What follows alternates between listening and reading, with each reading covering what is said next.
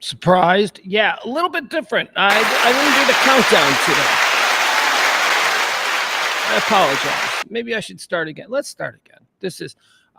As you can see, we're at new studios. We'll be debuting the entire new rollout today. Well, not all of it, but we'll show you what we're heading towards. I'm gonna do the countdown. I think I accidentally just. Oh my God! And now there. You go. The monitor is now feeding back. Okay. Here's what we're going to do. We're going to pretend this never happened because let's be honest, it's 12:01 and I almost never start this show right at 12. So let's do it again. Besides, nobody's here yet. There's like 3 of you here. Who's here? Anybody? Barney's here. Adam's here. Leslie's here. Oh, you know what? I gotta mention this. Before we restart the show, since it's only like a couple of us here. Hi, Leslie. Barney, I went hard on you yesterday about the Secret Service, probably just some comment you were making as a joke. And I went hard on you. And I actually thought really poorly of myself, not only in the moment, but afterwards. You didn't deserve that from me. I apologize. I used you as a target in the moment for all the people, all the anonymous people that I don't know. Online and on Twitter and all that stuff, who I had read and been irritated by. So Barney, I certainly never meant that. That was not cool. Anyway, let's restart the show for real.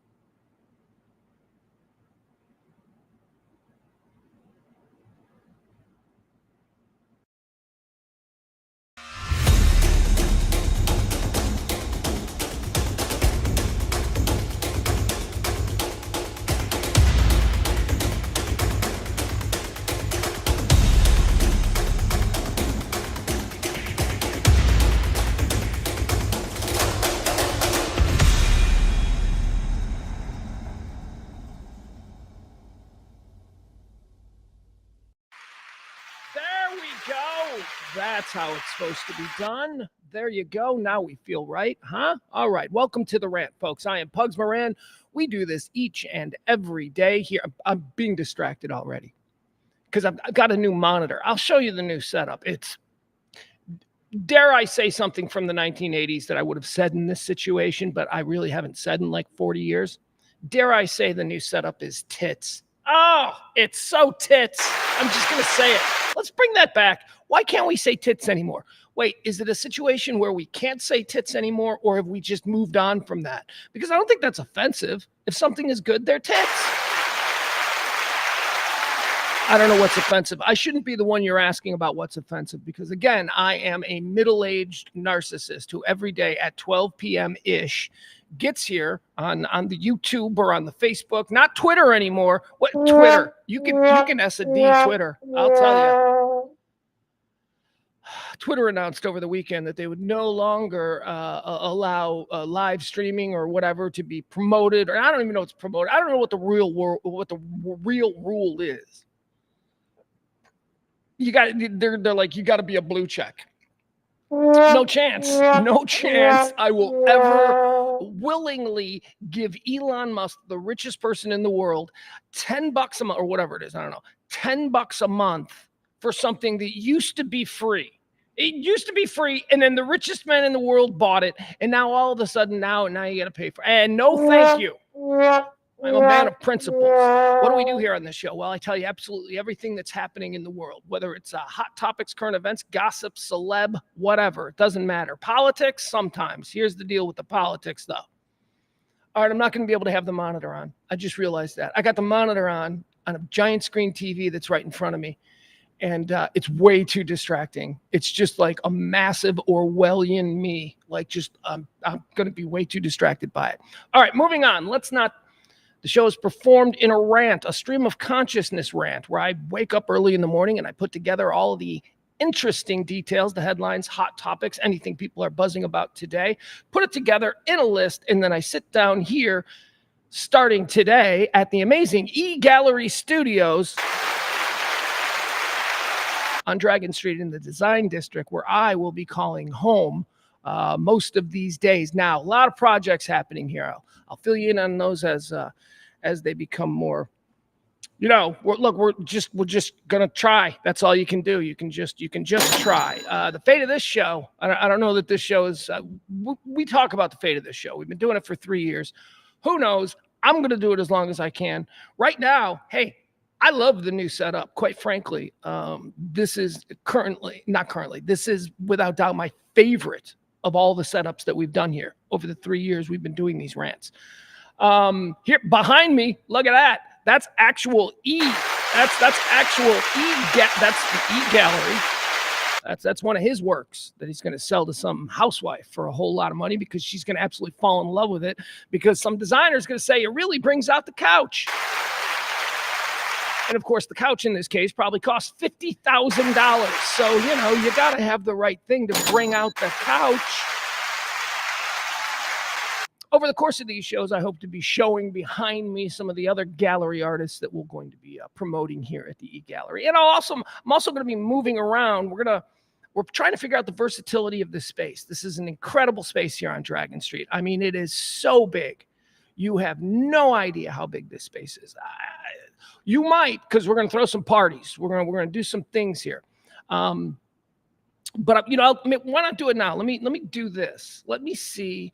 Okay, so I'll show you the new setup, okay? It's going to be easier than ever before to do. I used to be pinned into wherever I was doing the show from. All right, let me show you this. All right, let me get up. Yes, I'm wearing pants. Okay, so this is going to be a problem. Turn this way, give me a little more slack.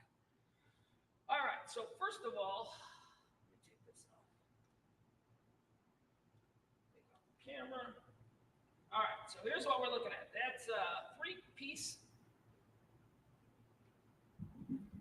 Need to remember to get on mic. Okay, so here's what I want to show you. All right, so here's the giant freaky TV monitor that's got me all wigged out. Okay, there's that. I hate it. I'm like big giant head. All right, but this is let's see here. This is gallery space. This is like the wall. I don't know if you guys can hear me.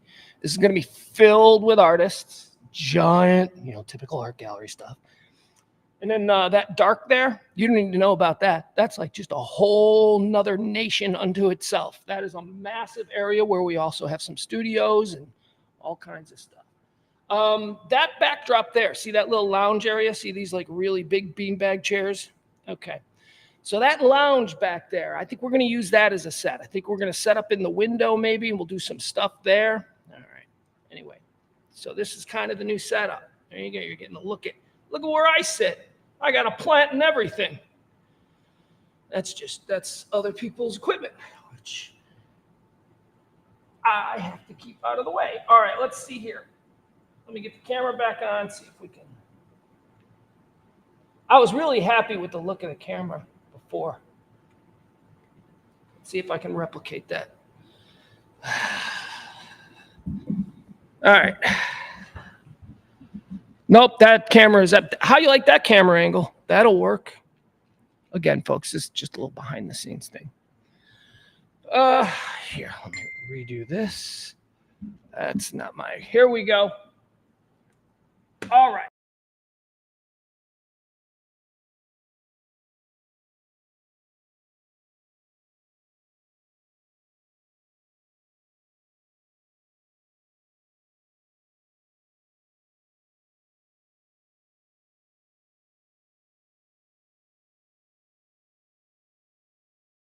We lose connection. Oh. Guys, consider this just, you know, the start of the show. This is all just, we're working out some bugs here on day one. How do we like that angle? That camera, is that okay? I don't know. I don't mind it. I don't really mind it. It's got the stupid chair in the way. Yeah, I guess I do mind it. I don't want the stupid chair. That's not how you get it. We want to get all three of those. There you go. That's much better.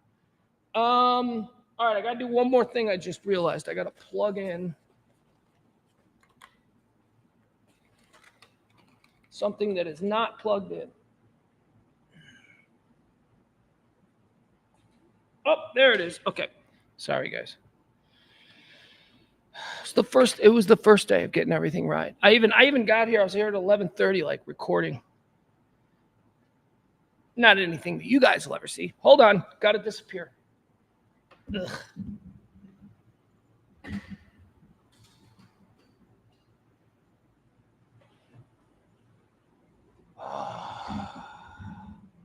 Oh, what happened? Oh, the camera. The camera is focused now on the Great Abyss. We'll be showing you that stuff. That's a whole other thing. What the heck happened? How did this?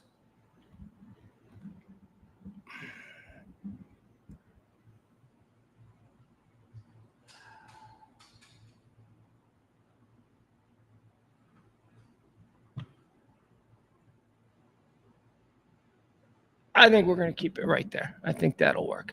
All right, there you go. That was the tour, huh? The nickel tour. What do you mean you can barely hear me? I can turn up the mic. 1, 2. And I'm also speaking. I'm trying to be more,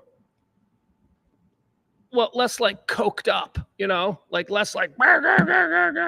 So here, let me. All right, April, you let me know.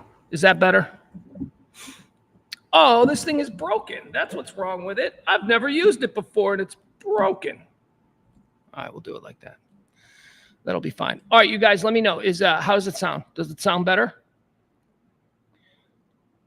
Because I do have to screw with being in a different room. Everything is set to the way it used to be. So, just let me know. Let me know if it sounds.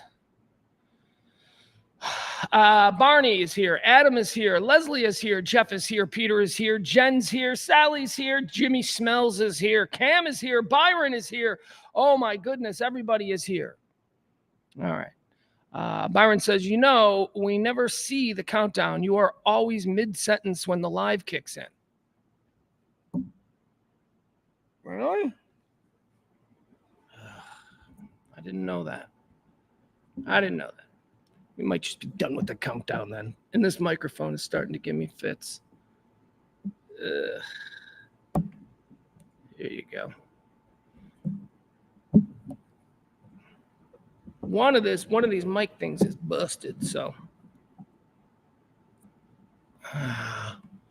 All right. Don't worry, folks. Any minute now, we're going to get started. You know me. I just need to be comfortable. Let's see.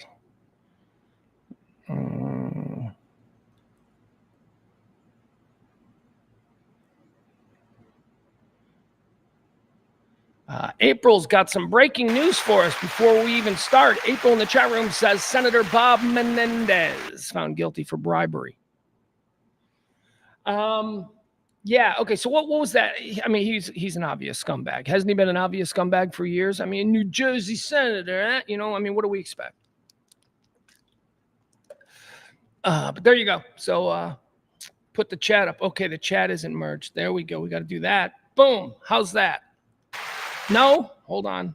Boom. How's that? There we go. Who's this melee Tacken? Who's this ass? What are you doing? That doesn't look good. Don't anybody link on that. Somebody's in the chat room and they're putting the spam up. All right, let's get started. I got to do this differently because I'm using different monitors and I'm looking. Everything is different. Everything is for the past 3 years, everything has been to my left and I've been able to work from my left. Today, everything is now from my right. So I'm a little bit different. I'm a little bit discombobulated, I believe is the proper scientific term for all of that. All right, let's get started. Today is, well, it's the rant. I am Pugs Moran. It is the 16th day of July, year of our Lord, 2024. It is the 198th day of the year. Oh, let's move this up. 198th day of the year. How many more left? Let's see. 168 more left. So get those New Year's Eve plans started. Byron says, tell me you will address all the people being fired over social media posts about wishing the guy hadn't missed Trump. I don't know that I was going to address that specifically today, Byron, but we're certainly going to get into that. We're going to get into a whole bunch of that stuff because I got takes, ever-evolving takes every day, something different. All right, first of all, this phone that I'm now using can't go dark after 30 seconds because, So hold on. Sounds, display. All right. Give me a second here. Got to change my screen timeout. Yeah, we're doing 10 minutes now. All right, there we go. All right. The show, as we say, runs on your gratuities. If you want to tip something, that'd be great. Help us out. The tipping model doesn't work, but it is how I'm allowed to do this show from time to time. So there you go. We'll leave that up. Pugs Cast on Cash App or just Pugs Moran on Venmo. Certainly would appreciate it. Thank you to the folks who dropped a little something yesterday. Leslie, thank you so much. Leslie's our executive producer, but I think I'm going to stop doing that because that just seems crass. So, I struggle, with the way that we raise money for this. Byron, would you just stop, Byron? I'll get to it. Byron, you and I are kind of on the same page. We're going to talk about a lot of the same stuff. I don't know if we're on the same page, but we're interested in the same things. Don't worry. Yes, we will talk about Tenacious D. We'll talk about Kyle Gass, what he did. We'll talk about how Jack Black reacted. The show will come to you in 4 quarters, 4 different segments. First segment, antecedently on this day. That's this day in history. I go through a couple of things, and that segment's going to get smaller, and it's kind of small today. Smaller than usual. Quarter 2 is birthdays. These are people having birthdays. You know what that means. We're just going to riff on them for a little bit. Quarter 3 is deads, people who've died on this day. We're going to talk about them. Where'd they go? Heaven or hell? That's the great question. We'll do that in quarter 3. Quarter 4 is the bulk of the show. That's the hot topics, current events. That's all the things that people are talking about today. So without further ado, what do you say we get started? Let's move into quarter 1. What do we call it? We call it antecedently on this day. Antecedently on this day in 1769, Father Junipiero, I'm trying to be ethnically responsible or respectful and responsible, trying to be both. Trying to be responsible for the fact that some little snowflakes out there, well, you're a cultural approach. No, anytime. I hope you've seen that I'm consistent. Anytime I see an ethnically interesting name, I will try and badly pronounce it in the way they would, which is absurd. This guy, Father Junipero Sierra, I don't know, whatever. Here's what he did. He found San Diego. He found a mission on this day in 1769, and it turned into the city of San Diego. Now, this is fascinating to me because, I was raised by, a bunch of white Europeans in the Midwest, public school system. So we learned nothing about the history of California. And I always just thought, well, obviously nothing happened there until, some white guy from New York paid an Indian to take him there, something like that. But no, man, California, this is before the Declaration of Independence. San Diego is older than America. Pretty cool. Happy birthday. Happy birthday, San Diego. On this day in 1790, the District of Columbia is established as our nation's capital. The District of Columbia. None of you know what it is. I don't know what it is. We don't know what that is. I don't think they know what it is. I think it's just like nobody can have. I don't know. I've been there. I love D.C. D.C. is a cool city. That is a fun city. You can have fun in D.C. They have great food. You know why they got great food? They got great food because the most important and wealthiest people from all around the globe go there. Sometimes they want food that's good. It's good food. That's what I'll say about Washington, D.C. On this day, antecedently in the year 1969, well, you knew we were going to have to get to this because I'm a big supporter of our program. The Apollo 11 took off on this day for the moon. My birthday is on Saturday. Of course, we know I was born on the day we landed on the moon. Let's check this out. This is so cool. All right, here we go. This is the Apollo launch. Let's watch the launch. Apollo 11, this is the launch operations manager. The launch team wishes you good luck and Godspeed. Thank you very much. No, it'll be a good one. Flat blank, 3 minutes. What are you, nuts? Okay, so we're gonna go 3 minutes up. We ain't gonna sit through all this nonsense. We're just here for the goods. We're just here for the history. Let's see. All right. 20 seconds and counting. 20 seconds, I can deal with that. T-minus 15 seconds. Guidance is internal. 12, 11, 10, 9. Ignition sequence starts. 6, 5, 4, 3, 2, 1, 0. All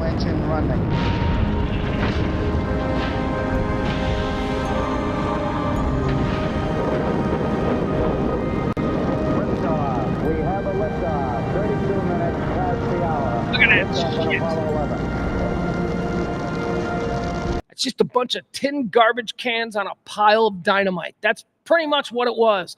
Bunch of dudes without the technology of a Casio watch going up to the moon. Just stick me on top of a giant thing that explodes and see how far it can propel me up into the... It's crazy. Tower clear.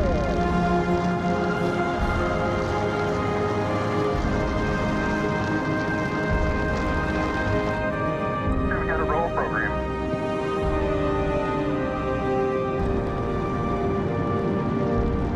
Plus 30 seconds.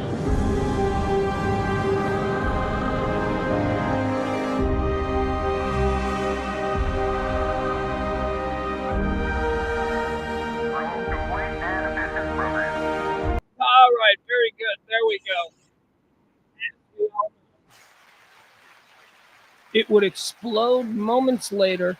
That would be kept from us, the general public, and they would finish the shoot from a sound stage in New Mexico. That's right. That's what happened.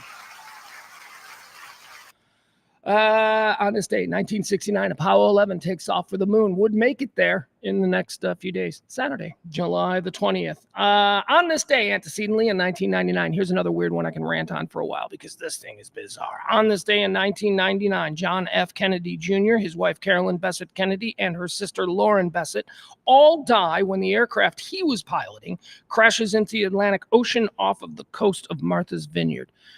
Well, of course, Byron doesn't believe this story. I'm sure some of you also don't believe this story. You think that guy is still... I'm just kidding, Byron. You know, Byron, you're the receptacle for all that crazy stuff. JFK Jr. died on this day in 1999. He was, I don't know if people... it was kind of a big deal because he really did seem like he was probably going to do something. Like the whole country was just not the whole country, not Byron and Barney and you people, the whole rest of us, like the Kennedy, Irish, Catholic, working class, union supporting, those people, we were all waiting to see what he was going to do. And then he decided to, fly into fog, and we know what happened next. That was not good. On this day in 1999, on this day in 2004, Millennium Park, considered Chicago's first and most ambitious early 21st century architectural project, is opened to the public by Mayor Richard J. Daley. Millennium Park. Freaking love Millennium Park. I love the Bean. I love the Splash Park. I love Maggie Daley Park. That place is amazing. And to think that it's right next to what had been Chicago's previous most amazing park, Grant Park, is really cool. It's created this massive lakefront. I know I'm from there. The thing that I love most about Chicago is that it's the only city that is entirely created because of the water park, the water port that it serves, right? That's the reason that Chicago blew up and became a big city, because it was easy to now send things through the Great Lakes to, people out west, and they did it from Chicago. Anyway, the point is this. When the city burned down, there was already money in the city. It had already grown as a big port. When the city burned down and they rebuilt it, a guy named Daniel Burnham said, you know what? We're going to be the first city that doesn't turn our lakefront into an economic center. We're going to turn it into parks. We're going to turn it into museums. We're going to turn it into beaches. We're going to turn it into our lakefront in Chicago. Our front yard, as we call it, is as beautiful as any city's front yard in the world. And Millennium Park on this day opened. Millennium Park is also beautiful. My first wife did the flowers for Millennium Park. She did all the landscape architecture, and that was one of the things about it. It had all these gorgeous gardens and all this stuff. How about that? That was, when I think about it, I was living in a rom-com right around 1996, 1997. I mean, my wife at the time had what I used to call a rom-com job, which was, something that Meg Ryan would do in a film. Like, in all these rom-coms, it's like, well, what does she do for a living? She treats pandas at the National Zoo. It's always like a rom-com job. It's never like, yeah, she works in an accounting office in an industrial park. No, it's always something cool. What does she do? Anyway, the point is, my wife at the time had a rom-com job. And I was, on the radio and stuff, and she worked for the city, and she had a big high profile job with the city, was in charge of making it beautiful and all that kind of stuff. It was a rom-com job. I used to live in a rom-com. Now I'm living in like Saw 10. Now I don't know what this is. I don't know what the hell has happened to the rom-com I began starring in a rom-com in my mid-20s, and I don't know what the hell happened. All right, that's going to do it for Antecedently on this day. Let's move into birthdays. People having birthdays today. Let's talk about them really quick. Born on this day in 1993, Max McGee. Y'all don't know who he is. He played for the Green Bay Packers, but that's not important. What he did was he ruined what people thought Mexican food was in the Midwest for generations. That's right. Congratulations, Max McGee. Before I moved to Texas, I grew up in Chicago, the suburbs of Chicago, South Side, and then the suburbs. And there was not a lot of Mexican food. We did not know Taco Bell. Hey, we had a place called Pepe's. Pepe's is still good. I'll fight for Pepe's. I don't know what's going on. Pepe's is still good. Pepe's is good. But then we had a mall chain. There was a mall chain throughout the Midwest, and it was called Chi-Chi's. And it was Chi-Chi's. It's upscale Mexican. It was good. We thought it was... Actually, that's not it. We thought it was as good as Mexican got. This is what I thought. I thought you want good Mexican, you go to Chi-Chi's. And guess what? Chi-Chi's was just freaking bland. It was just like whatever. But that was the bar for Mexican food. So imagine my surprise when I moved to Texas.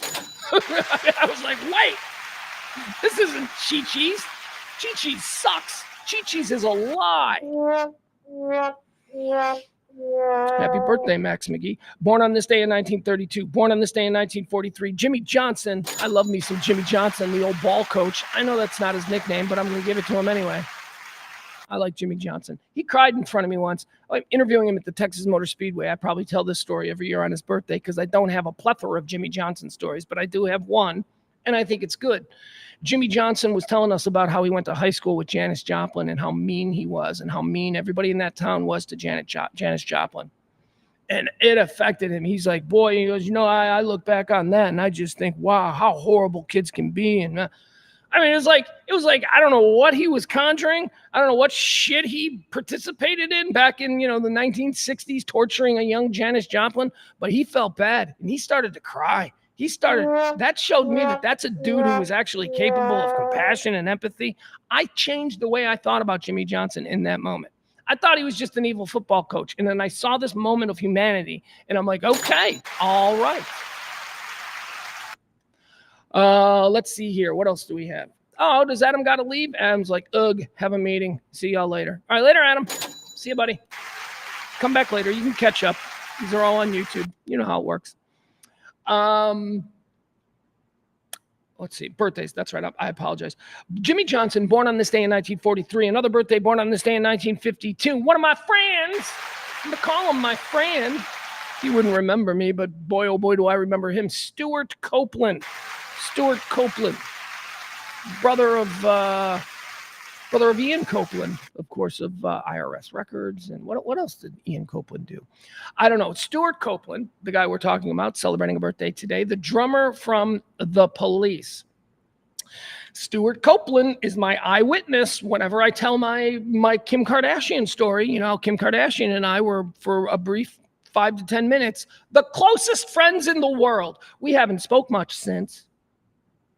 It was back in the 2000s. We were at the Grammys. We were doing the Grammys used to do this big thing where they'd open up this big fancy area at the Staples Center. It was almost like a country club steakhouse, or a country club dining room. And they flew in a bunch of media, and the media all set up at these tables. And then they just started pumping celebrities into the room. And celebrities would sit down and you'd interview them and all that stuff. We did that for a bunch of years. It was the greatest radio trips I've ever been involved in. So during one of them, we had our famous Kim Kardashian interview where she fell in love with me. And I was like, I'm with somebody, Kim, at the moment. But there was a connection there. You could see, there's pictures. I've shown the pictures. Anyway, there was a connection there, a real connection between me and Kim. Not so much between Kelly and Kim. Kelly was bored. In fact, in one of the pictures, you could see me and Kim just locked in a gaze together and Kelly rifling through her purse. Seriously, that picture is out there. I will show it to you. Not now, but I'll put it on Facebook. Stuart Copeland, our birthday boy today, he was somebody that we had just interviewed. We'd interviewed Kim earlier, and now we were interviewing Stuart Copeland of The Police. And he and I got along great because I'm a diehard Police fan. And I knew everything, and I knew all this trivia and all this stuff. And so we were having fun, and we had a great interview. When we finished talking to Stuart Copeland, he goes, where's the food? I need to get some food, because the other part of this is they put out this amazing spread. I mean, like, it's like lobster and shrimp and steak, because it's celebrities. So they put out this amazing thing. He's like, I want to get some food. Where's the food? And I stood up and I go, I need food too. And we were ready for a break. So I'm like, let's go get some food. So me and Stuart Copeland, we walk over to the food buffet line. And at the very end of the line, the last person in line is Kim Kardashian, whom we had just interviewed before, Stuart Copeland. So fresh in mind, she's like, oh, hi. I'm like, oh, hi, Kim. You know, so I'm standing there. It's Kim Kardashian, it's me, and it's Stuart Copeland. And Stuart Copeland are making small talk because we're the two that walked up there. But I am, definitely aware that Kim Kardashian, the most beautiful woman I'd ever laid eyes on to that point, and she is in real life. I'm sorry. I know this was 2005, maybe 2006. She was beautiful. Like, to just have her sitting in front of you, I'm like, oh my God, she is like alien beautiful. Anyway, so I was aware that she was in front of me. Then they started changing over. You know how they do that? They change over the food. They bring out new food and stuff. So that's what the backup was about. So we're standing there and they're putting out new food. And they lay out a whole bunch of salsas. And Stuart Copeland made the remark, well, they got the salsa situation covered. To which I said, I have no idea about salsas. I don't know what these are. Why are there 4 different colors? And that's when Kim Kardashian turned around and said, well, I can tell you that this one here, and Kim Kardashian explained salsa culture to me and Stuart Copeland. So happy birthday, Stuart Copeland. Born on this day in 1952. Born on this day in 1963, Phoebe Cates. I need a drink. Hold on.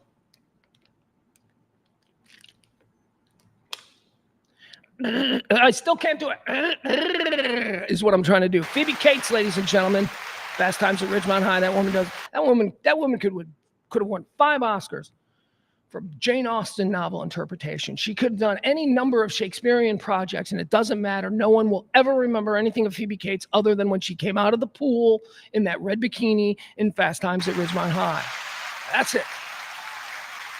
You got Gilligan. You got Tit Gilligan. Yeah.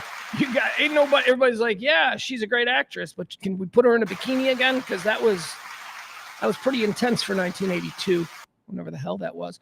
Happy birthday to you, Phoebe Cates. Born on this day in 1963. Born on this day in 1964. This one's for Byron. This is Byron. I just saw this and I went, I wouldn't mention this normally, but Phil Hellmuth. He's a pro poker player.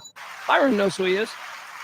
Born on this day in 1964. Born on this day in 1967, Will Ferrell.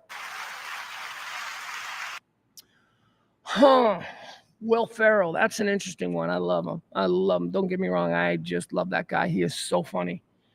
I don't know what it is about his energy. His energy is funny. He jokes. He doesn't have to say a damn thing. Will Ferrell just needs to stand there, and I need to look at him, and I'm going to start laughing because I know something is coming. Something's going on in his head, and it's hysterical. Where does Will Ferrell rank in the hierarchy of SNL performers? I think he's top 10 for sure. He's top 10. Top 5? I don't know. We'd have to work that out. I don't have time for that. Maybe coming soon. A YouTube video. Saturday Night Live performers ranked. I don't know. We got nothing but time for these kinds of things. Born on this day in 1960. See that? The microphone just broke. The microphone just snapped again. It's all right. It's all right. I'm in a very chill mood. I'm in a very calm, chill, relaxed kind of mood here. How is the sound, guys? Again, we're doing the show now from the E-Gallery Studios here in the Design District. This is, I'm not going to call it a test show. It's a real show. But we're going to be doing different setups, and we're going to be in different parts of the studio. Some of it have some sound protection. This area that we're in right now does not.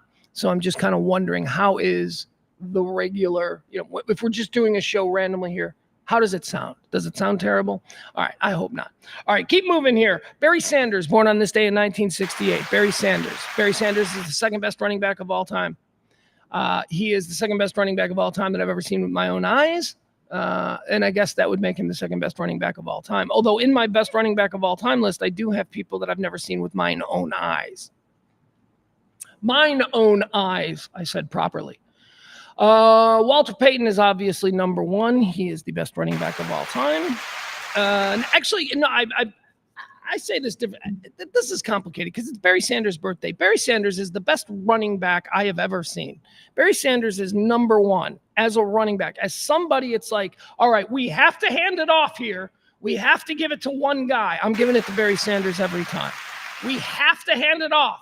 So he's going to have to run with it. That's Barry Sanders. God, my God. And I saw way too much of Barry Sanders for somebody who doesn't live in Detroit. Because obviously my team played him. You have no idea how many multiple. I don't even know. You have no idea because I have no idea. But he ruined so many Thanksgivings for me. The Bears used to play the Lions all the time on Thanksgiving, especially in that period of the 90s for some reason.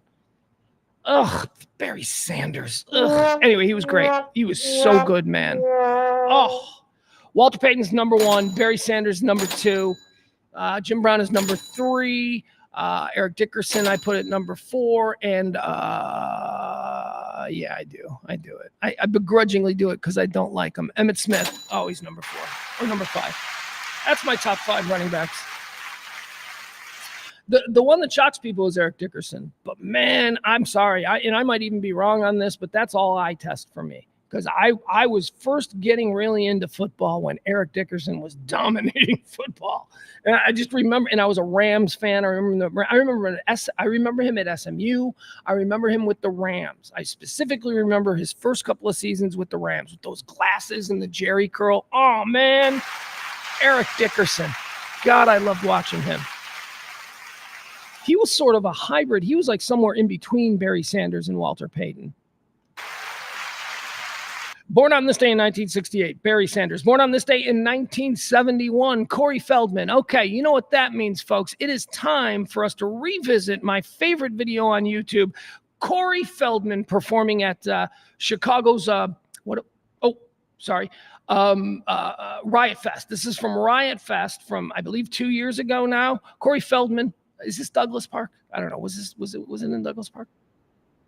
Here, let's watch this, shall we? Okay. Here's the situation. Corey Feldman, of course, the Corey Haim, Corey Feldman, they made a bunch of terrible movies in the 1980s. And they were my generation. These were movies made for my generation. And when they would come out, I was like, yeah, that dude's a tool bag. I ain't going to see no Corey Feldman movie. Here's what I saw Corey Feldman movies. I saw the good ones. I saw the shit you need to see. I saw Stand By Me. I saw Lost Boys. I didn't see anything where Corey Feldman is dancing. Okay, there was a whole bunch of movies where Corey was like, I'm a dancer now. No, I don't think so. Didn't see any of that. So anyway, Corey Feldman hadn't really had an acting career in a bunch of years. He's dabbled in the world of reality television and, Howard Stern, weird guest jobs, that kind of thing. But he's formed a band, and it's terrible. And he performed at Riot Fest. Now, you need to know a little bit of background on Riot Fest. If Adam was here, I don't know if Adam is if he resolved his Riot Fest issues, he was going to go to Riot Fest. It's a Chicago. It started out as a Chicago, almost punk rock exclusive Lollapalooza. Imagine if there was just a punk rock Lollapalooza. It has grown more than that. I don't know, Foo Fighters play it. I don't know that the Foo Fighters are punk rock, but anyway, it's a really cool festival. Corey Feldman was invited to play on one of the stage. And again, it's one of these deals where there's 72 bands. So, you didn't pay your money specifically for Corey Feldman. This was 2023 Riot Fest. He's playing in the rain. Let's just watch this. This is so painful. It is possibly the worst set.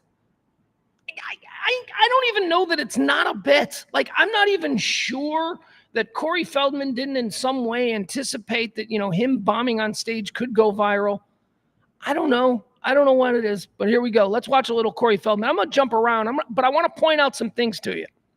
First thing I want to point out to you is notice the band. Notice when the band walks out on stage, how unenthused they are. I mean, it's the most humiliating $150 these guys have ever made.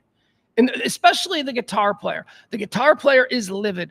At one point, the guitar player crosses the stage right in front of Corey Feldman, and starts screaming at the keyboard player, who I think is a girl. Also, the introduction of Corey Feldman needs to be fully appreciated. The members of the band are required to say something like, "Here comes the comeback king. Here comes the comeback king, something like that. They're supposed to chant that. The hope is that the crowd will start chanting. At least when Corey had this in his mind, the crowd is going, the comeback king. He's going to walk out to this roaring. No, that's not what happens. That's not what happens. But also how unenthused the band members are. Here it is, Corey Feldman on his birthday. This is the full set. We'll jump through it. Corey Feldman live from Riot Fest. This is 9/16/23. Enjoy.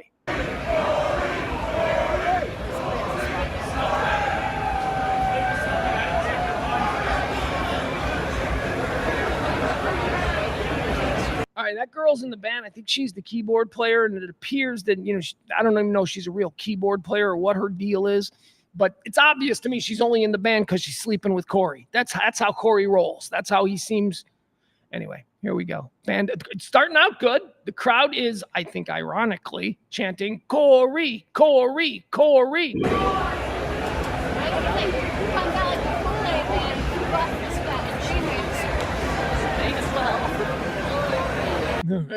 All right. Here's badass, heavy metal, legit cowboy in the dark rock and roll duster taking the stage. he's about to be humiliated. He did not want to be here. He can't believe the record deal fell through for his band Mammoth or whatever.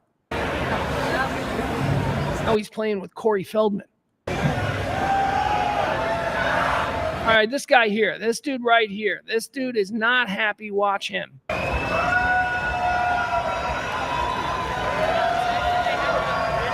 Note the lack of enthusiasm on this dude's part.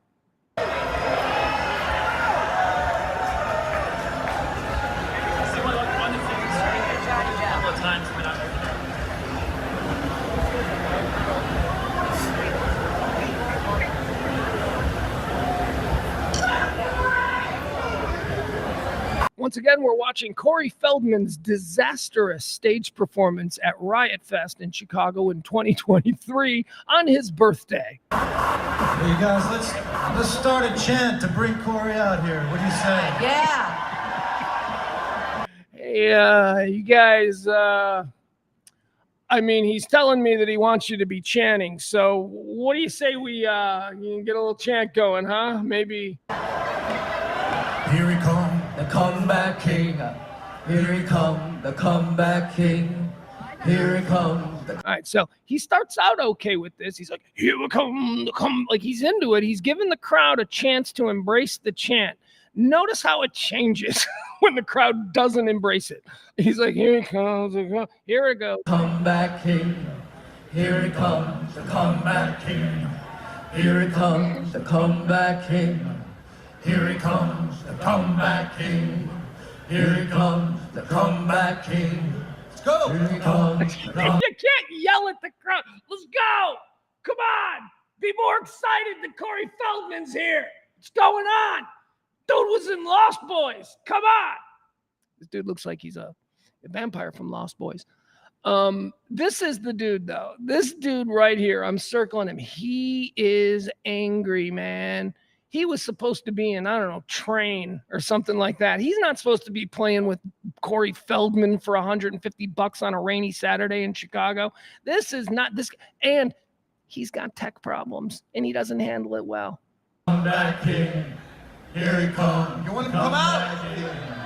Here he comes. Comeback king. Here he comes. The comeback king. Here he comes. The comeback king. They work then. Here he comes. Comeback king, here he comes, comeback king. No, here comes Corey Feldman. That's right.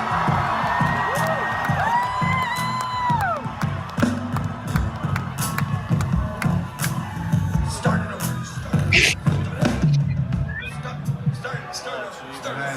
I don't have the track coming from my mind though.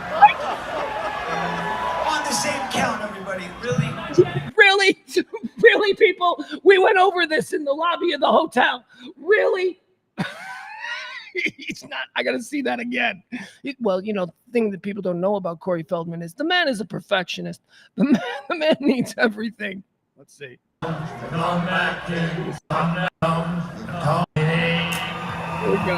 This is too good. That's right.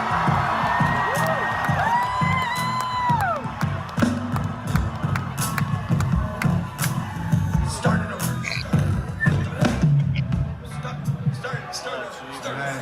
I don't have the track coming from my mind now. Listen to the people in the crowd that are laughing.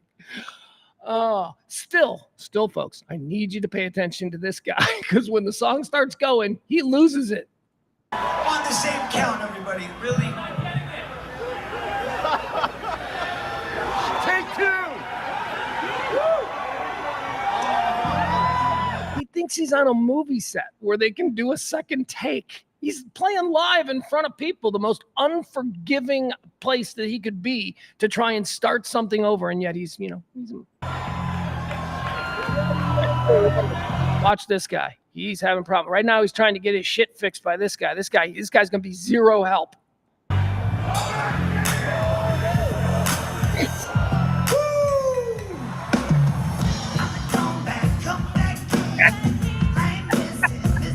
He was gonna quit. So that fucking sucks. Let's see that again. I'm sorry, I just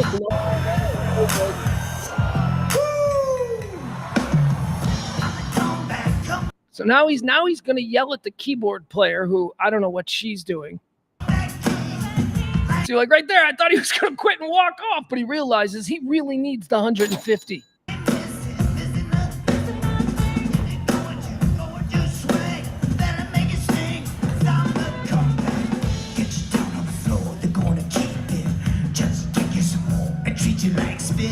When you reach for the door, they're gonna close it. You're a beautiful soul, but no one knows it. Do we all have sadness? All right, there you go. We don't need any more of that. That's Corey Feldman. It's his birthday. I don't know why that dude didn't embrace Trump. If that dude had embraced Trump like 2 years ago, he'd be playing rallies to like huge ovations. He should have gone Trump. Yeah, it's Corey Feldman. He's so why didn't he? I mean, he seems like he's willing to do absolutely anything. He seems absolutely shameless and averse to any kind of humiliation that might crush the souls of the rest of us. I don't know why he didn't do it. Why didn't he just go political? That's an audience that, I mean, there are other dudes who are having career resurgences who weren't really popular, who all they did was declared for Trump. You're Scott Bayos, You're Kevin Sorbo. The only time I hear about Kevin Sorbo, Ricky Schroeder, he's another one, right? You got these guys, they're out there. They're getting paid to go to rallies, stuff like that, making speeches. Corey Feldman should have gone full Trump, should have gone full MAGA, could have played a whole tour. All right, what else do we have here? Corey Feldman celebrating a birthday today, born on this day in 1971. Also born on this day in 1971, another birthday, Ed Kowalczyk. He's a real rock star. He's cool. Ed Kowalczyk of Live. I don't know if you guys remember The Pride of Hershey, Pennsylvania. Live. They had a couple albums in the 1990s. They were good, man. And, bands break up. They don't like each other, whatever. I think Ed Kowalczyk, the lead singer of Live, I think he became a Buddhist monk. Like, that's why the band broke up. Not like band broke up because of chicks and booze and partying. And then, 15 years later, Ed Kowalczyk became a Buddhist monk. No, I think that, like, while his album was on the charts, he became a Buddhist monk. And I think the rest of the band was like, what? What's going on here? Anyway, Ed Kowalczyk, that was a cool band. Live was a cool band. I would have loved for them to have stuck around and done some other things. All right, moving on, quarter three. Let's talk about people who've died. These are the people who died. Shout out to Jim Carroll. Dead on this day, and we're going to decide now whether they went to heaven or hell. How about Harry Chapin? Harry Chapin. I like Harry Chapin. Let's some of his songs, right? I'll give you some Harry Chapin songs. I'm pretty sure I'm going to put him into heaven, right?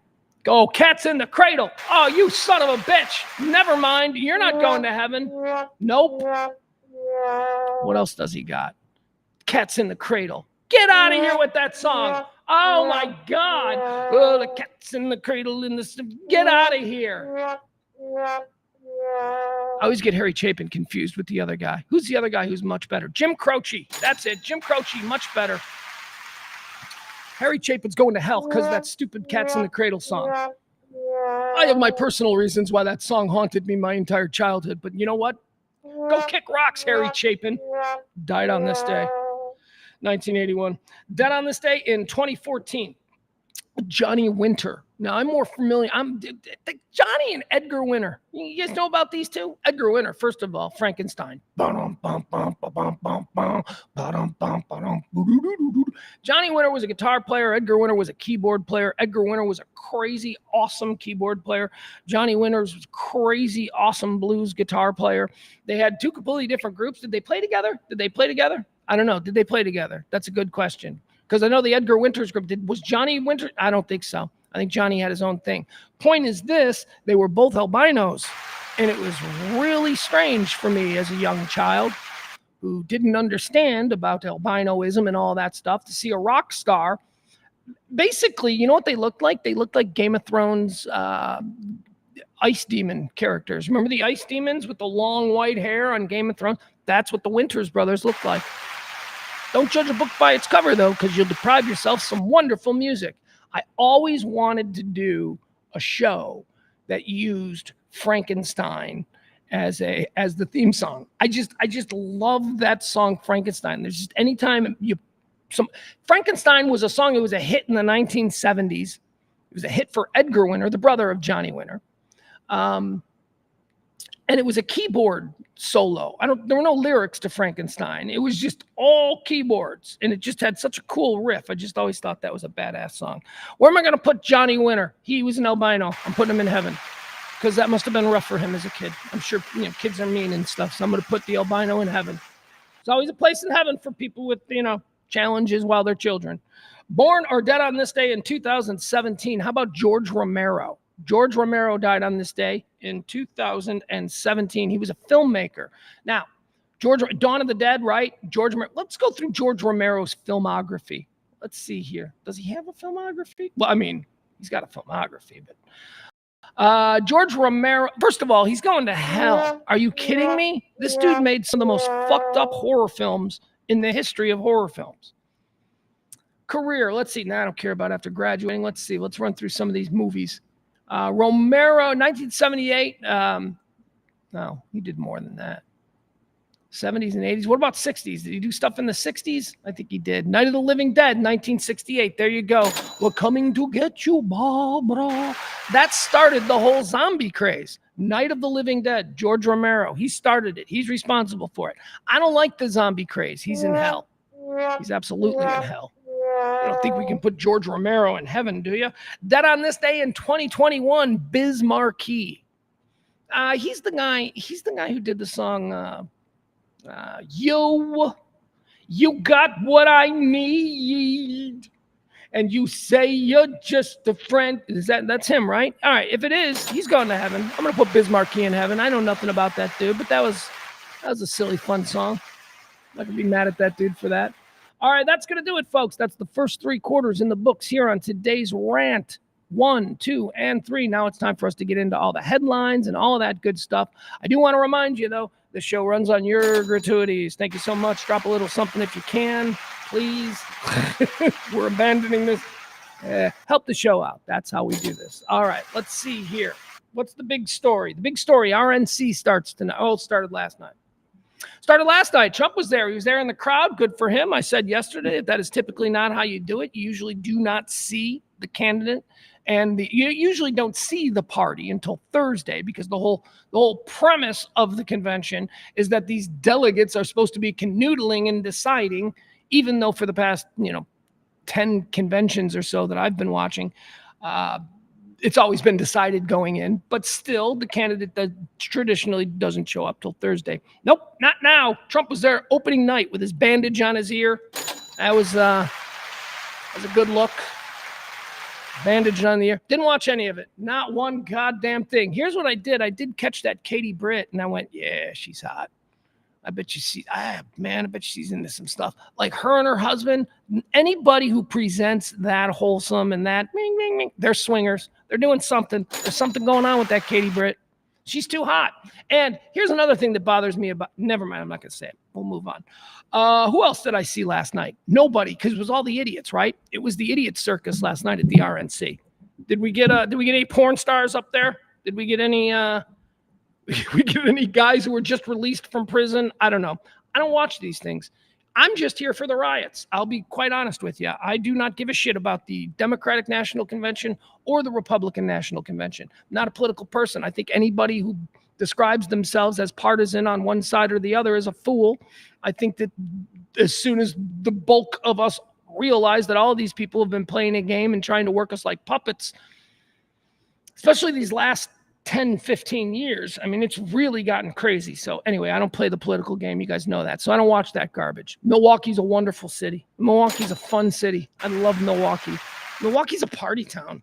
Milwaukee is like, Milwaukee is just like a party town. It's like the fun room. It's like the, what do they call it? A rumpus room. You know what a rumpus room is? No, because we don't have basements here in Texas.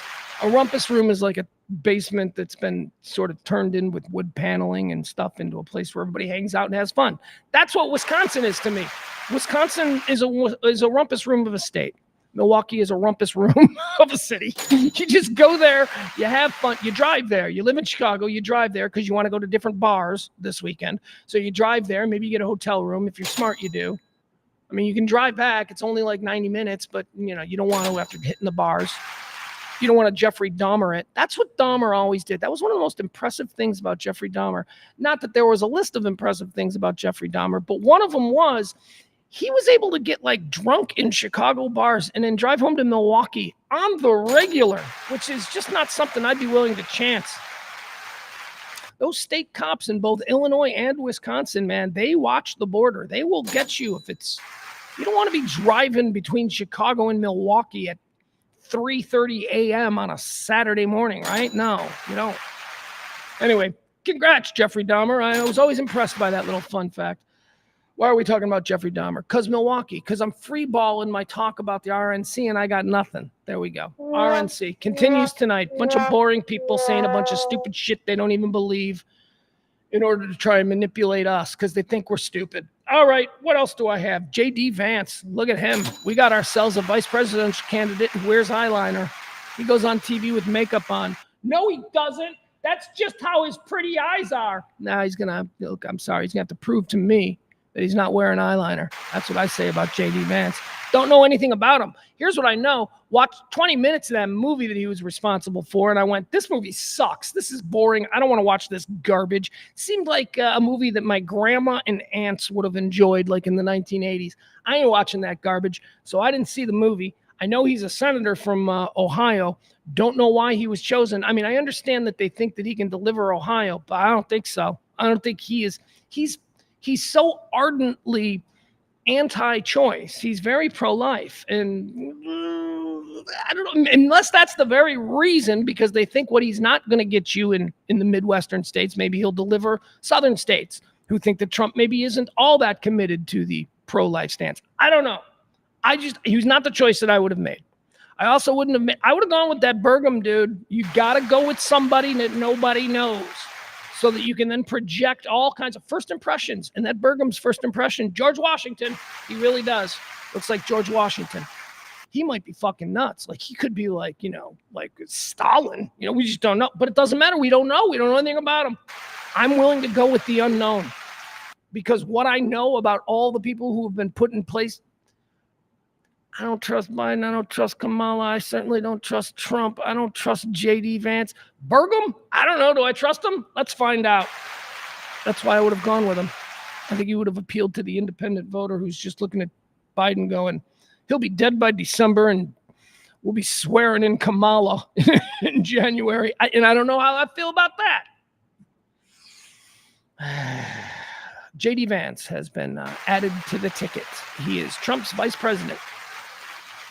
Probably going to be the next vice president of the United States. I think it's just so funny that the Dems are even continuing to move this whole thing. Leslie C says Amber Rose. Is she the porn star that they invited up on stage with her big boobs? Didn't she have big boobs and doesn't she have hair like Beetlejuice from the Howard Stern show?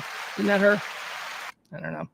All right, let's see here. Here's the other problem with J.D. Vance. So apparently J.D. Vance was a never Trumper who said a whole bunch of really awful things about Trump.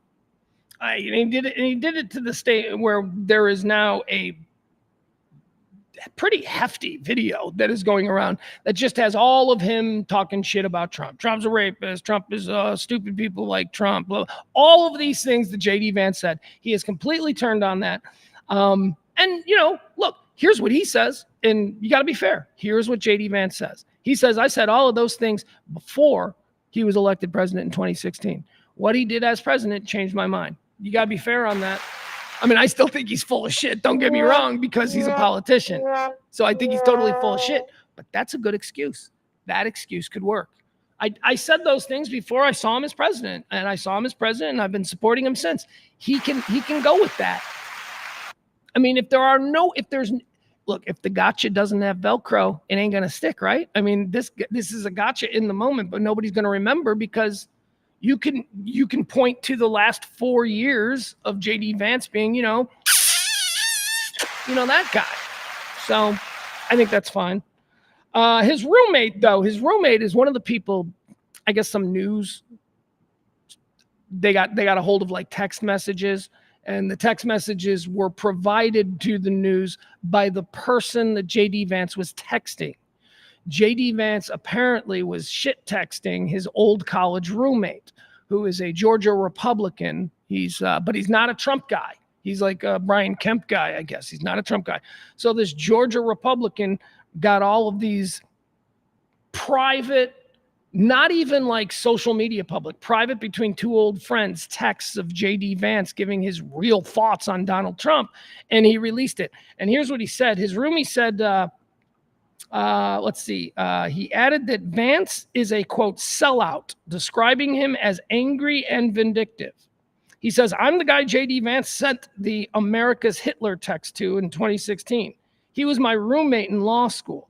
Obviously, he's a sellout, but the bigger deal is he's angry and vindictive, the perfect fit for Trump's revenge. JD's rise, this is his former best friend and roommate. JD's rise is a triumph for angry jerks everywhere. Ooh, jeez. All right. I mean, I don't know what's going on there. They're old friends. It could be somebody could have banged somebody's girlfriend. There could be all kinds of residual heat about other things that would make that. But I don't know. That's what his friend says about J.D. Vance being added to the ticket. Doesn't matter. I don't see how that ticket loses. I really don't. I don't see. It doesn't matter to me. Whatever. We're just going to keep on trucking. Let's see. What else do we have here? Let's watch this. So the assassination. This is...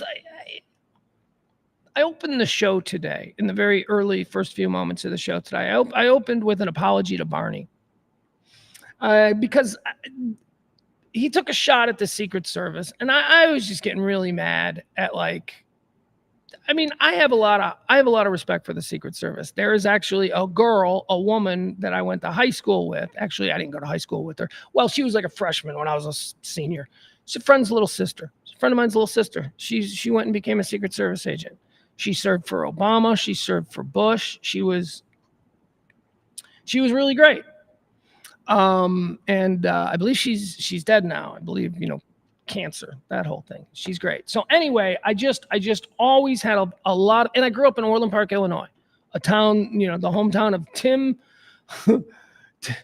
Tim McCarthy, man, the guy who took the bullet for Reagan, the guy in the video you see jumping in front of the bullet in the tan suit. Well, he became like my chief of police my entire life growing up. He was my chief of police, and McCarthy's basically ran. So I've always had this sort of awareness of what the promise is that Secret Service makes, or the oath of the Secret Service officer. And it's different than all the rest. It's different. I said yesterday, this isn't about somebody, I watch Game of Thrones or House of Dragon. They have a King's Guard, and the King's Guard is willing to lay their lives down for the king. No matter what, they will die. They will jump in front of a sword or whatever. The King's Guard. But see, in that realm, in that universe, in that understanding, the king is anointed from God. So when these guys give up their life for the king. They're doing it because they believe they're doing it for God. That's not what the Secret Service does it for. The Secret Service does it because somebody was able to, bojangle the Electoral College. That's really so that's something that honestly we need to consider. Now, with that said, I went off on Barney yesterday because Barney made a joke about the Secret Service. And I'm like, no, fucking leave these people alone, man. Stop politicizing, one of the most admirable professions in America. Is there a possibility for corruption? Well, yeah, there's a possibility for corruption everywhere. I want to show you this, though, because I am starting, well, let me put it to you this way. From the beginning, a lot of people were going, the Secret Service fucked up. And my whole anger was about shut up and relax. Just relax. You're not an expert. You've been spun up. And now you're just going to scream and deride. And, you're just going to do all this nonsense. So that's kind of where I was. But it is quite clear that that dude should never. How did that dude get on that roof? Like a football field away from where the former president of the United States campaigning for a second term was standing on stage. I will never understand that. I even in the moment, I was like, wait. But see, folks, I remind us of these things all the time, and it has to do with the programming that we all go through. I talk about programming a lot, and a lot of you scoff at me, but this is another example of the programming. I'll give you an programming told me that on the night before the Malaysian airplane disappeared, my programming told me that there was no way in the world that could ever happen. That planes can't disappear. We have them. We have satellites. They're being tracked from ground stations. Everybody. One air traffic controller hands it off to the next. You're telling me a plane just disappeared? You're a fool. That's not what happened. Well, guess what? The very next day, the programming got blown up when I had to go, holy shit, you mean when I'm on a plane, there's a possibility I could totally just disappear? I'll totally just get lost. They won't find the records. The transponders won't work. So that was one. My programming told me that there is no way that someone could get on a roof that close to a president. If you'd have said, yeah, look at that roof, you could get a sniper up there. You know what I would have said to that guy in the moment? I'd have said, they'd never get a sniper up there. You have no idea how much is going on here. We got helicopters in the sky. We got dudes on rooftops. Oh, you're so cute and you're so innocent. See, that's what the programming told me, that there's no way that anyone could ever get up on that roof. Here we are. Somebody got up on that fucking roof. So either I've been lied to in overstating how effective security forces can be in protecting dignitaries. Maybe that's it. Maybe that's just been overstated to me. Maybe it's just, no, man, they'll get you every time. Remember a couple of months ago when Biden came through my neighborhood? I showed videos and movies. Biden went right by me in a limousine. I saw it, and I got a picture of him. He's sitting in the limousine. You could see him even with the tinted windows. That's how close I was.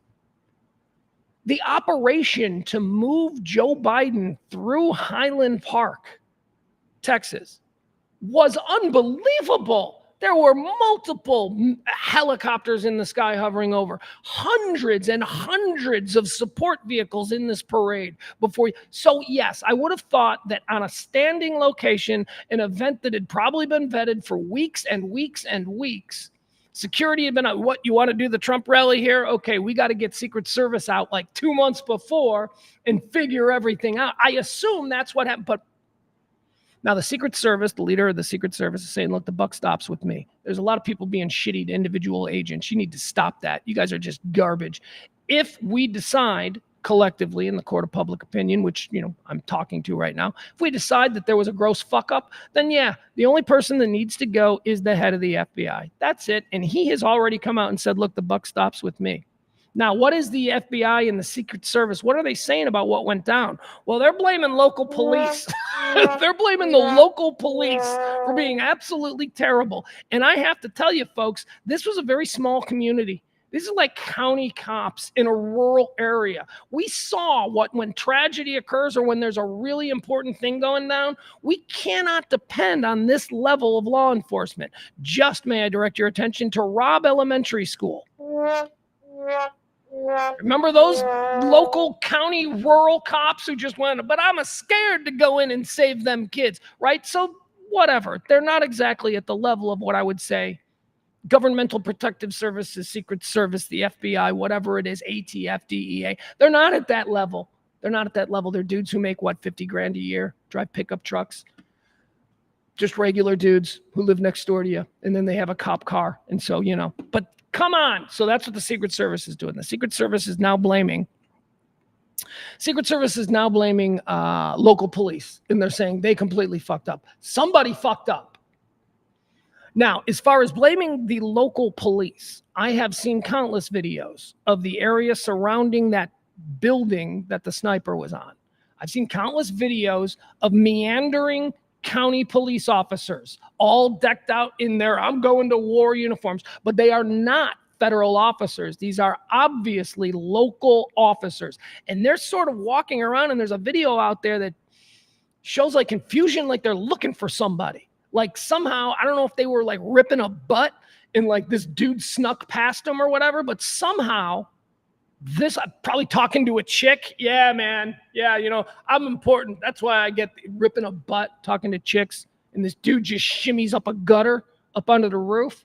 That's basically what the Secret Service are saying. It's not what I'm saying. I don't know. I'm just telling you what's being said. This is an incredibly troubling video that's been put out. Who put this out? I think, is it NPR? Is it PBS? I don't know. It's something.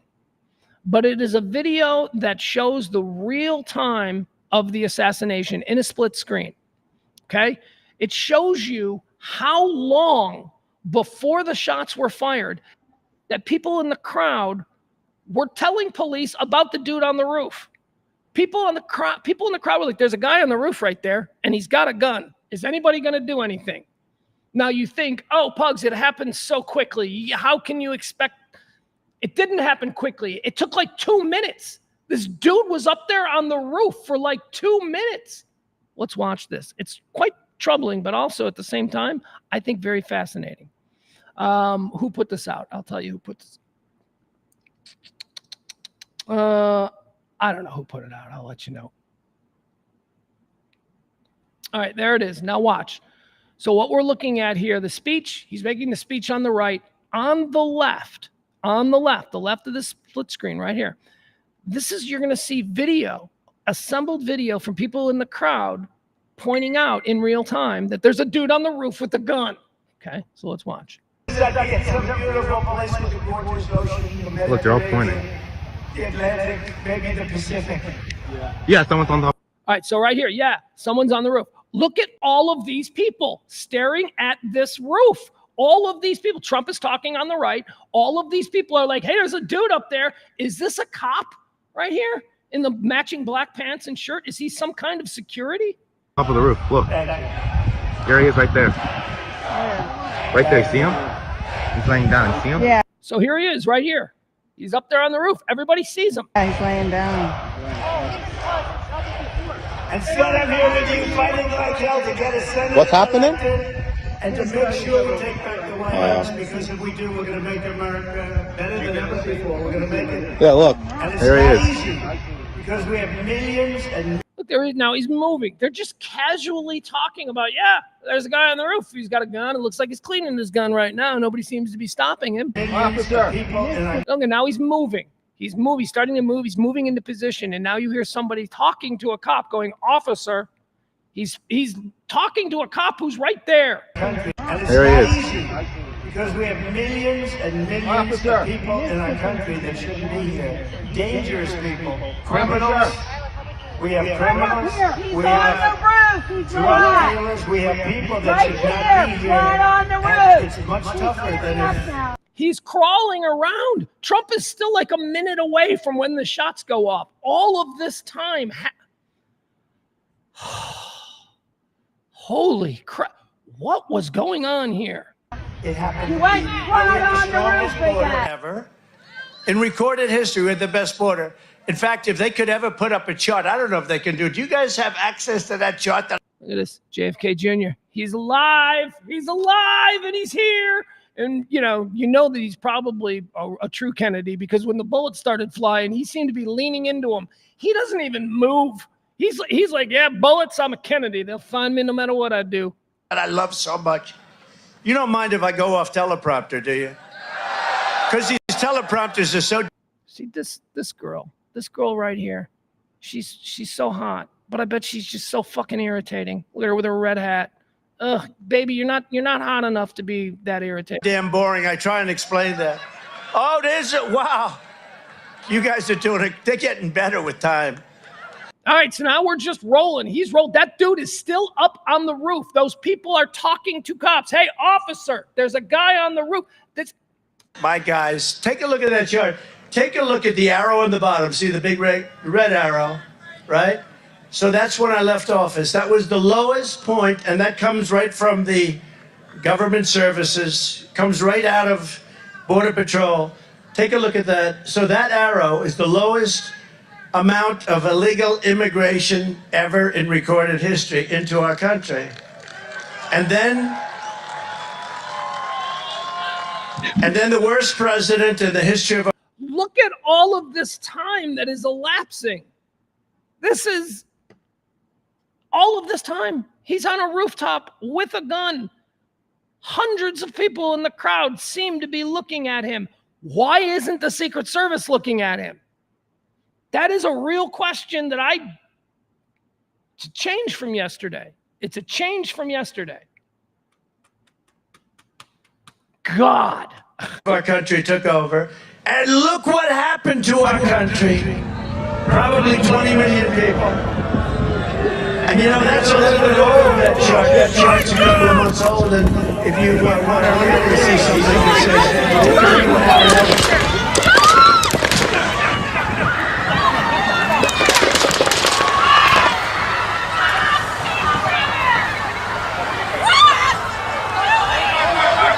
I hope he's turning this way. Be careful, guys. All right, we don't need to see any more of that. But my God, there is going to have to be question. Look, if I'm Joe Biden, I want to know what the fuck happened there, because he's the current president. He's got to go out. Unbelievable. Also, to talk a little bit about the Secret Service details. So yesterday I was telling you about how Trump's Secret Service detail is his same for the most part. There's a couple of people who have moved on, a couple have retired, but for the most part, the core of his Secret Service detail are the people that have been with him since 2016, since he was first assigned a Secret Service detail. Now, when he does one of these rallies, it ain't just his Secret Service detail. His Secret Service detail are the people who stand around his body. Those aren't the only Secret Service agents who are assigned to this rally. There are bunches. There are sniper teams. There are recon teams. There are people, undercover teams. Man, oh man, how was that allowed to happen for that long? No idea. Let's see. Barney says, a change for you. I knew all this Sunday. No, you didn't, Barney. No, you didn't know all this Sunday. You wanted to believe it Sunday, and you might have talked about it, and you might be lucky because it turned out to be true. But no, I don't trust your sources. You got to wait a couple of days. You got to wait for an investigation to come out, and then you got to see what they say about the investigation, and then you got to decide whether or not that seems like bullshit or not.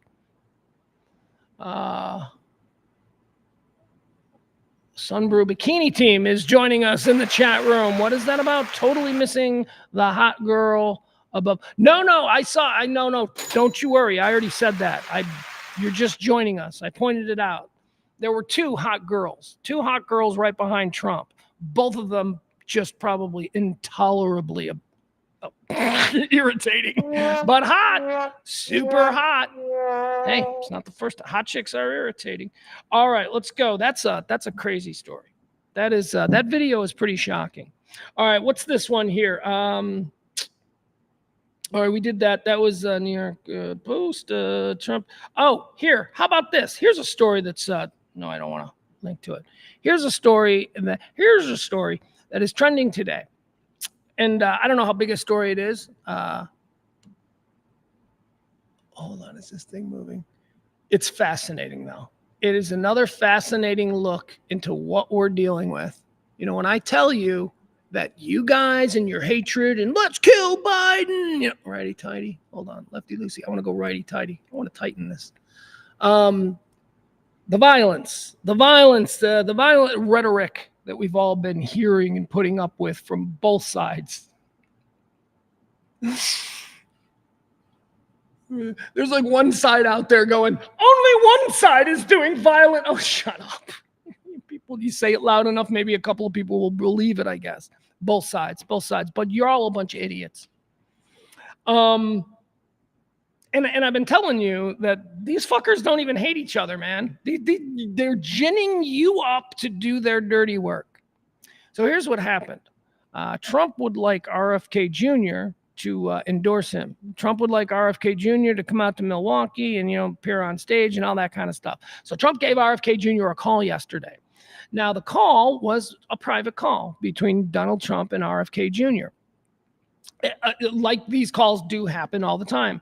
However, Trump called RFK during a filming of something, and it all got recorded. And then RFK Jr.'s son, without thinking, uploaded the conversation. RFK Jr.'s son filming RFK talking on speakerphone to Donald Trump yesterday. The son of RFK goes, oh, this is great. I'm going to upload this to social media. And then immediately took it down. Because they're like, no, you don't do that. You can't do that. But, there's enough people out there who got it. So what we have here is a conversation between RFK Jr. and Donald Trump that was leaked very briefly. The sound is not great. We're going to really try and hear it. I will boost it up. I'll try and boost it as much as I can so that we can listen to it. But here's what you need to listen. You remember when Biden called Trump? And I said, that's interesting. I would love to have heard that. And, people are like, yeah, Trump probably told him to suck a dick, fucking old man. Like that shit. Like there's people who think that. So I was like, no, I bet it wasn't like that at all. I bet it was real fucking civil. I bet it was real. Turns out it was more than that. Biden and Trump were joking around with each other. Biden, to hear Trump in this recorded phone conversation between Donald Trump and RFK Jr. yesterday, Trump talks about the conversation he had with Biden, and they sound like a couple of old friends. Keep that in mind. Keep that in mind the next time you're like, fucking let's hang them all by the gallows. Keep that in mind. These motherfuckers are working us all. These motherfuckers go out and have steak together. All right, so here it is. This is RFK Jr. and Donald Trump. Actually, wait a second. I don't think it's sharing. Nope. Here we go. RFK Jr. and Donald Trump. Again, I'm going to try and make the sound good for you, but I haven't been able to find a really good. We're going to tell you what. I'll turn my mic.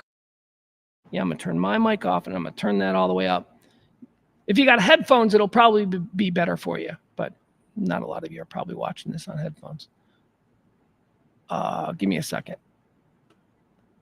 All right. Here we go. Let's watch this. What's wrong with that whole system? And, and it's the doctors you find. Remember I said I want to do small doses. Small doses. When you feed a baby, Bobby, okay, what's going on right there is he's sucking up to Kennedy about vaccines and all that, and he's calling him Bobby. He's like, Bobby, Trump's a salesman. He knows how to connect in the private moment. Let's go. Here, we'll listen. Bobby, a vaccination that has like 38 different vaccines, and it looks like it's meant for a horse, not a 10-pound or 20-pound baby. It looks like you should be giving a horse this. And do you ever see the size of it, right? It's this massive. And then you see the baby all of a sudden starting to change radically. I've seen it too many times. And then you hear that it doesn't have an impact, right? But you and I talked about that a long time ago. And anyway, I would love you to do something. And I think it would be so good for you. All right, see, now right here, Trump's like, I would love you to do something. They're talking about coming to the convention in Milwaukee. Anyway, I would love you to do something. I think it'd be really great for you. He's selling him. Trump is a salesman. It's so big for you. And we're going to win. We're going to win. We're way ahead of the guy. And, he's interesting. It was very nice, actually. He called me. And... Okay, did you catch what Trump just said there? We're way ahead of the guy. It's very interesting. He's very nice. He called me. Trump admitting Joe Biden is very nice. I mean, he's the worst. He's like, no, he's very nice. He called me. They're talking about being human beings here. They're talking about, let's keep watching. I would love you to do stuff, and I think it'll be so good for you and so big for you. And we're going to win. We're going to win. You know, we're way ahead of the guy. And, you know, he's interesting. He was very nice, actually. He called me, and he said, how did you choose to move to the right? Because, you know, so I guess that's, people see it, you know, if I was looking straight on, right? He said, I said, I was just showing a chart. I didn't have to tell him the chart was on all the people pouring into our country, right?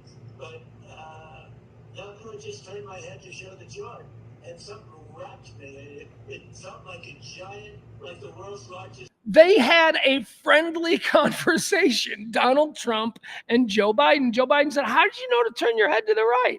And Trump said, well, you know, I told him I was pointing at some grass. I didn't need to tell him that it was, you know, because it was political stuff. He's like, look how bad Biden is. So he's like, I didn't need to tell him. Why? Because they were being human beings. It's very interesting. It's very interesting. This is a side that I've always suspected was happening, where these people were all, this was all just a bit. They were all just manipulating us. They're all just performers. This mosquito. And it was a bullet going around. You know, what did they call that, an AR-15 or something? That was a big gun. Those are pretty tough guns, right? Okay, there you have it. RFK Jr. has apologized. I can't believe that got out. Yet, interestingly enough, he didn't say anything. It's just all Trump talking, which is probably what it's like talking to Trump. I imagine that he doesn't want to listen to you. He wants to say his piece. He wants you to affirm that you're going to do whatever it is that he's just tried to get you to do, and then they move on. But I think RFK knew exactly what he was doing. He's, oh, I'm so sorry. That was a mistake. My son accidentally, these fucking politicians throwing their kids under the bus. Whether it's Ted Cruz blaming his daughter for she had to go to Cancun, and so I went to Cancun. Whatever. All right, let's keep looking here. That's the RFK called. RFK Jr. call. Guys, do we need to watch TMZ broke a story yesterday? TMZ, 30milezone.com. TMZ dropped a little home video yesterday of the Trump assassin from his high school days. We're seeing a whole bunch of these videos now. A lot of people videotaped him being picked on, right? Being fucked with in class. And, okay, he was bullied. Yeah, that's awful. That's terrible. You shouldn't bully people. That's no fun. You're just a jerk. You're just a loser jerk if you pick on somebody because, or try and make somebody's life who's obviously difficult. Like the dude was a nerd, okay? Dude, he dressed funny in the video. You can find it. It's out there on TMZ. He dressed funny. He didn't have style. He had a bad haircut. He had a messed up looking face. Dude's already battling a whole bunch of shit being in high school. And you're going to add to that? You're going to add to that by just fucking with them? And that's what the video is. It's just like some cool kids. They're sitting in class. Some cool kids keep pulling on his shoes. And he's like, cut it out, man, cut it out. And I felt for him. In that moment, I felt for that person. I felt for a person who goes through that because he was forced to do that thing that, man, we've seen so many times. It's when you're being picked on. And in the beginning, you're trying to be cool about it, right? You're like, okay, guys, that's enough. And you're trying to be, and then it just gets worse and worse. And that's what we watched. That's what we watched in the TMZ video. He got bullied. Okay, so what? Maybe that's why he went nuts. He's obviously a fucking lunatic. Something snapped in him. He thought that climbing on top of a roof to shoot the president when you're a known terrible shot. I mean, this kid, what was going on? Is he just an unbridled narcissist? Well, he knew that he wasn't good. We understand he'd been kicked off his high school rifle team for being bad, for like being a terrible shot. Anywho, I don't want to show the video. I don't care to show the video. I don't even say that kid's name. We don't need to say his name. He doesn't need to be a cautionary tale. He doesn't need to be remembered. Fuck him. He was not a good assassin. John Hinckley actually hit his target. John Hinckley, that's why we remember him, because of the damage that was done to the president of the United States in that moment. John Hinckley caused actual damage. This guy's nothing. This guy's just like we remember him the way we'll remember a squeaky Fromm, maybe. Just a guy who like completely missed and missed badly. I'm also not entirely certain that he was shot. I'm sorry. I know you guys, you're like, what does that matter? It matters to me. It matters to me whether or not it was glass from the teleprompter or whether he was actually shot. It does. It matters. All right. To me, why does it matter? I don't know. It just does because the dude was a bad shot. Like, I want to know if that dude just barely missed him. Like, how close did we actually come to this being a true national tragedy? As it was just an exciting, oh, well, look, again, not to forget about, the father who was killed in that. We saw that in the video too. I don't know if you noticed. And I think I stopped that video. We watched the time-lapse video of the two things. I don't know if you noticed or not, but there was a significant, one of the boxes towards the end was focusing on him, the man who was shot. And he appears to have been, Trump was facing out, the guy who was shot and killed appears to have been on the top row of the bleachers, to Trump's right, okay? So that just shows you how absolutely horseshit of a shot this guy was. He killed a guy. He was aiming at Trump, and he killed a guy a good 15 yards away behind him and to the left. I mean, yeah, no, we don't need to watch a video of him getting bullied. Okay, we don't need to feel any sympathy for this fucking idiot. All right, let's keep going. How about this one here? Byron brought this up. Tenacious D is making news. Tenacious D. I love Tenacious D. Kyle Gass and Jack Black. Jack Black, of course, goes on to be a big star. Tenacious D was a show on HBO. They were a band. They were a club band. That specifically one club. They played in one club. They played in the Viper Room. They were a goofy Hollywood show band. The Viper Room on Sunday nights, they have a house band that plays. And it's always, couple of years it'll be one band, and a couple of years later it'll be another band. But a whole bunch of, like, Naked Trucker is another really great band that I love. Naked Trucker started at the Viper Room. I think Naked Truckers who replaced Tenacious D when Tenacious D got their HBO show. So Tenacious D starts to blow up on HBO, and then Jack Black, he goes interstellar. Jack Black is an A-list Hollywood comedic actor. Kyle Gass, the other guy from Tenacious D, not so much.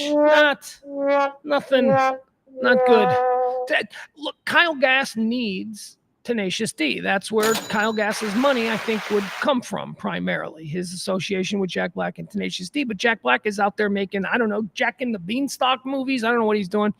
Gulliver, he's out there making big Hollywood films. He doesn't have time for the fun little club thing that he used to do with Kyle Gass. But apparently they've reformed Tenacious D, and they went out on a tour, right? So they're touring the world. Now Saturday night, Sunday, I don't know. I have no idea because Australia is like what, 3 weeks behind us? What are they? Are they behind us, or are they like in the future? I have no idea. Whatever. They were playing in Australia, and it was Kyle Gass's birthday. So they brought out a birthday cake on stage, and everybody sang happy birthday to Kyle Gass. And Jack Black said to Kyle Gass on stage, make a wish and blow out the candles.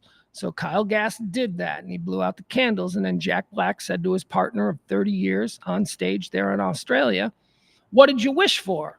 And Kyle Gass said, well, I wished that the next person that tries to kill Trump doesn't miss.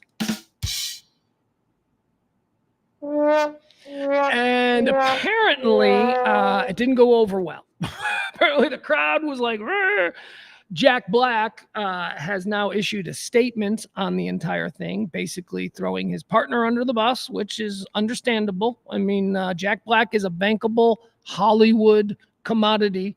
He does not want to be in this area of politics, although Jack Black, I guess, is a pretty well-known liberal. He contributes to the Democratic Party and all that kind of stuff. Here's the story. I just told you what I understand. Here's the actual story. Actor and musician Jack Black said on Tuesday that he is canceling the remaining shows on Tenacious D's tour after his partner in comedy, Kyle Gass, poked fun at the assassination attempt of former President Trump during a Sunday show in Australia. I was blindsided by what was said at the show on Sunday. I would never condone hate speech or encourage political violence in any form. Black, a supporter of President Biden's reelection bid, posted on Instagram. Here's what he says. Oh, here's a quote. After much reflection, this is Jack Black now on ending this tenacious detour. After much reflection, I no longer feel it is appropriate to continue the tenacious detour, and all future creative plans are on hold, Black continued. I am grateful to the fans for their support and their understanding. His announcement followed intense backlash to a joke made by Gas after Black presented him with a birthday cake on stage Sunday and told him to make a wish. In response, according to video footage, Gas said, oh, do we have video? Oh, we didn't have video earlier. Did they add video? We got video. All right, let's see. We got video, folks. I didn't think we had video. This must have been added. All right, here we go. Let's see this. Let's watch this.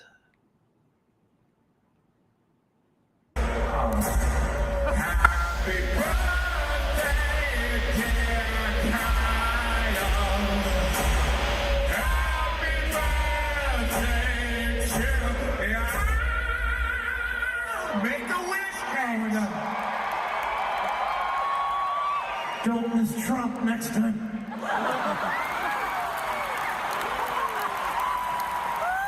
Thank you. We love you, kids. Max will take it backstage and cut it into pieces, please. Thank you, Max. Thank you, guys. How about this guy? Kyle Gass. Happy birthday, Captain.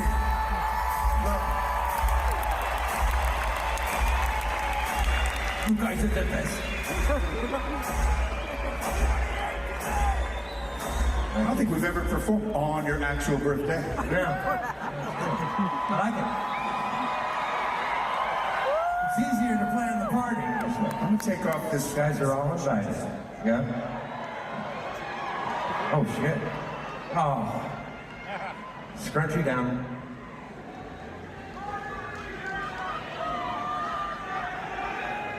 I want to blow your birthday horn. Saxophone, please. All right. So here's what I would say.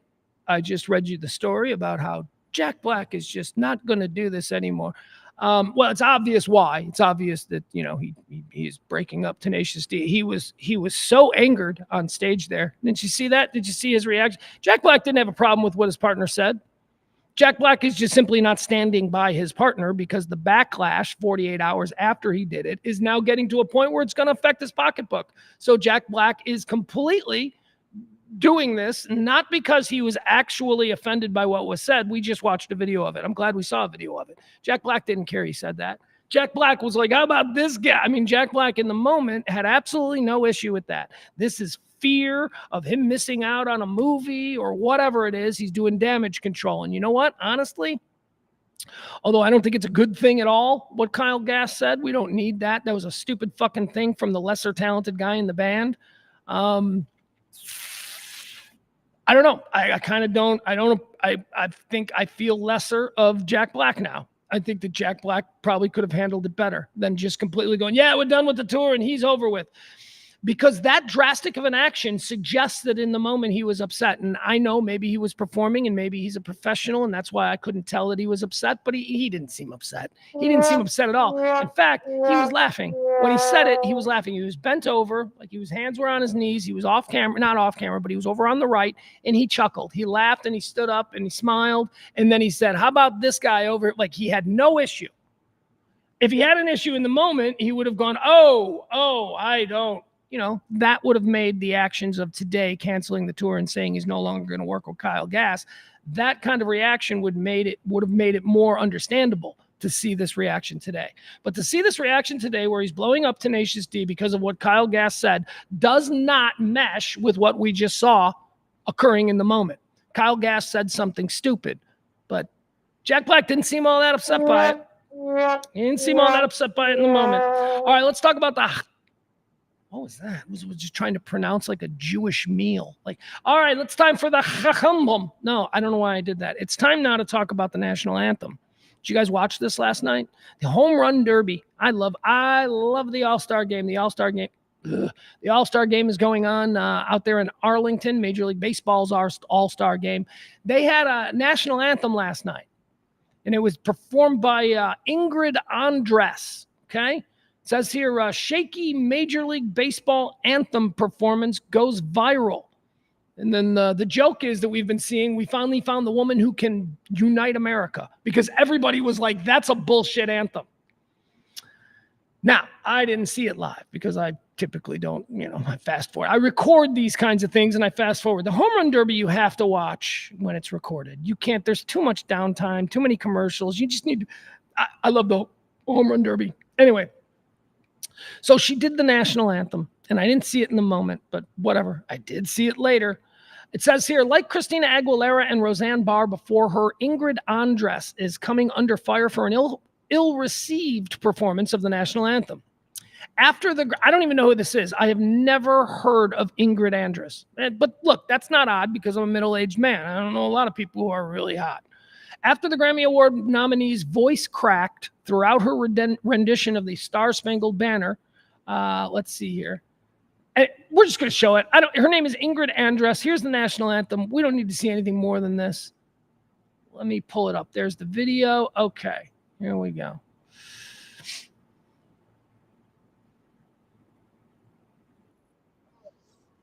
All right, hold on. There have been a lot of bad national anthems. Of course, the most famous, I think, is Roseanne, right? But then Carl Lewis did it. Like Carl Lewis had a really bad one. Carl Lewis, the former Olympic sprinter. He had a bad one where he actually did the Corey Feldman thing where he's like, hold on, we'll start again. And the Rockets, hold on, man. Let me start again. And the Rock.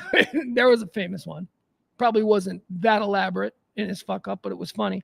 All right, let's watch Ingrid Andress from last night here at the Major League Baseball All-Star Game. The national anthem being sung before the home run derby. Pipes and bright stars through the perilous fight, o'er the ramparts we watched were so gallantly streaming, and the rockets' red glare. Oh, man. Oh, we got to hear that one again. That's where it really went off the rails. I mean, she's making some choices instead of trying to crash the note through the ceiling by going, like she's cutting him off. She's just like, and like she's cutting. So that's what she's trying to do. She doesn't have the high register to be able to pull off this song. But man, it got bad here.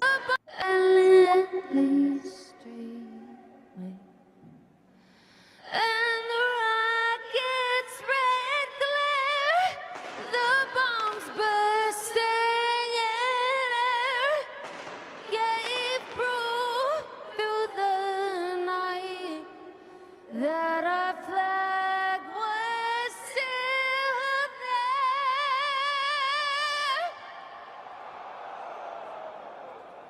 Oh, say does that star-spangled banner yet wave?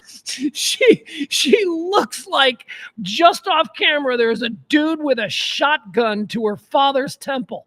And they're like, sing, woman, sing. She looks absolutely tortured here.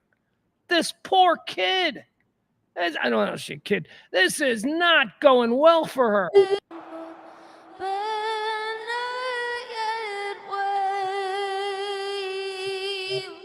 Please don't hurt my father. Please don't. Please let him live. Please don't. I'll sing the song. I'll sing the song.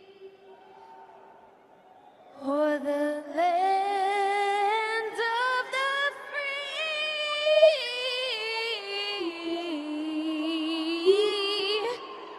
Oh, fuck. The hell was that? In the home of the brave. I'm like, yeah, America, whatever, that's cool. Funny, I guess. Poor kid. Feel horrible for her. Wow, who told her that she should do that? You telling me she didn't practice? She wasn't like in somebody's garage like 12 hours before having to do that going, here's what I think I'm going to try and do. And nobody said, don't do that. That was not. All right, moving on. That's not the national anthem at last night's home run derby at the Major League Baseball All-Star game out there in Arlington. Big game tonight. What is this story? Oh, here's a freaky story. Let me tell you about this one. I'm gonna pull it up here. This is sad, but I gotta tell you, this is why I live the life I live and why I would never do this kind of nonsense. A father and daughter have died in a Utah national park after losing water in triple-digit heat. 52-year-old dad, 23-year-old daughter. It's like 115, right? And they're like, let's go for a hike in the desert. I don't know why they decided to do this. 52-year-old father, 23-year-old daughter. They go out there. They get lost. We've never done this before. Shouldn't we bring a guide? No. Daddy knows everything. Father and daughter, 52, 23, 115 degrees, Utah desert. They go out in the middle. They go hiking. Let's climb on things. They lose their fucking, I don't know what they have a map. I don't know how you do this now. We don't need a map. We've got cell phones. Yeah, okay, there's no cell phone service anywhere. You go outside, you go 20 miles outside a major American city and you're going to have some cell phone difficulty, I promise you. I don't think people in Montana even have cell phones. I don't think they work there at all. Anyway, father and daughter, they go out there. I feel bad for them. This is terrible, but this is a completely avoidable set of circumstances. I'll promise you this, and my son will echo it. My son and I will never die because we ran out of water during a hike in the desert. That'll never, unless our plane goes down, that is never going to be something. I know my kid. He knows me.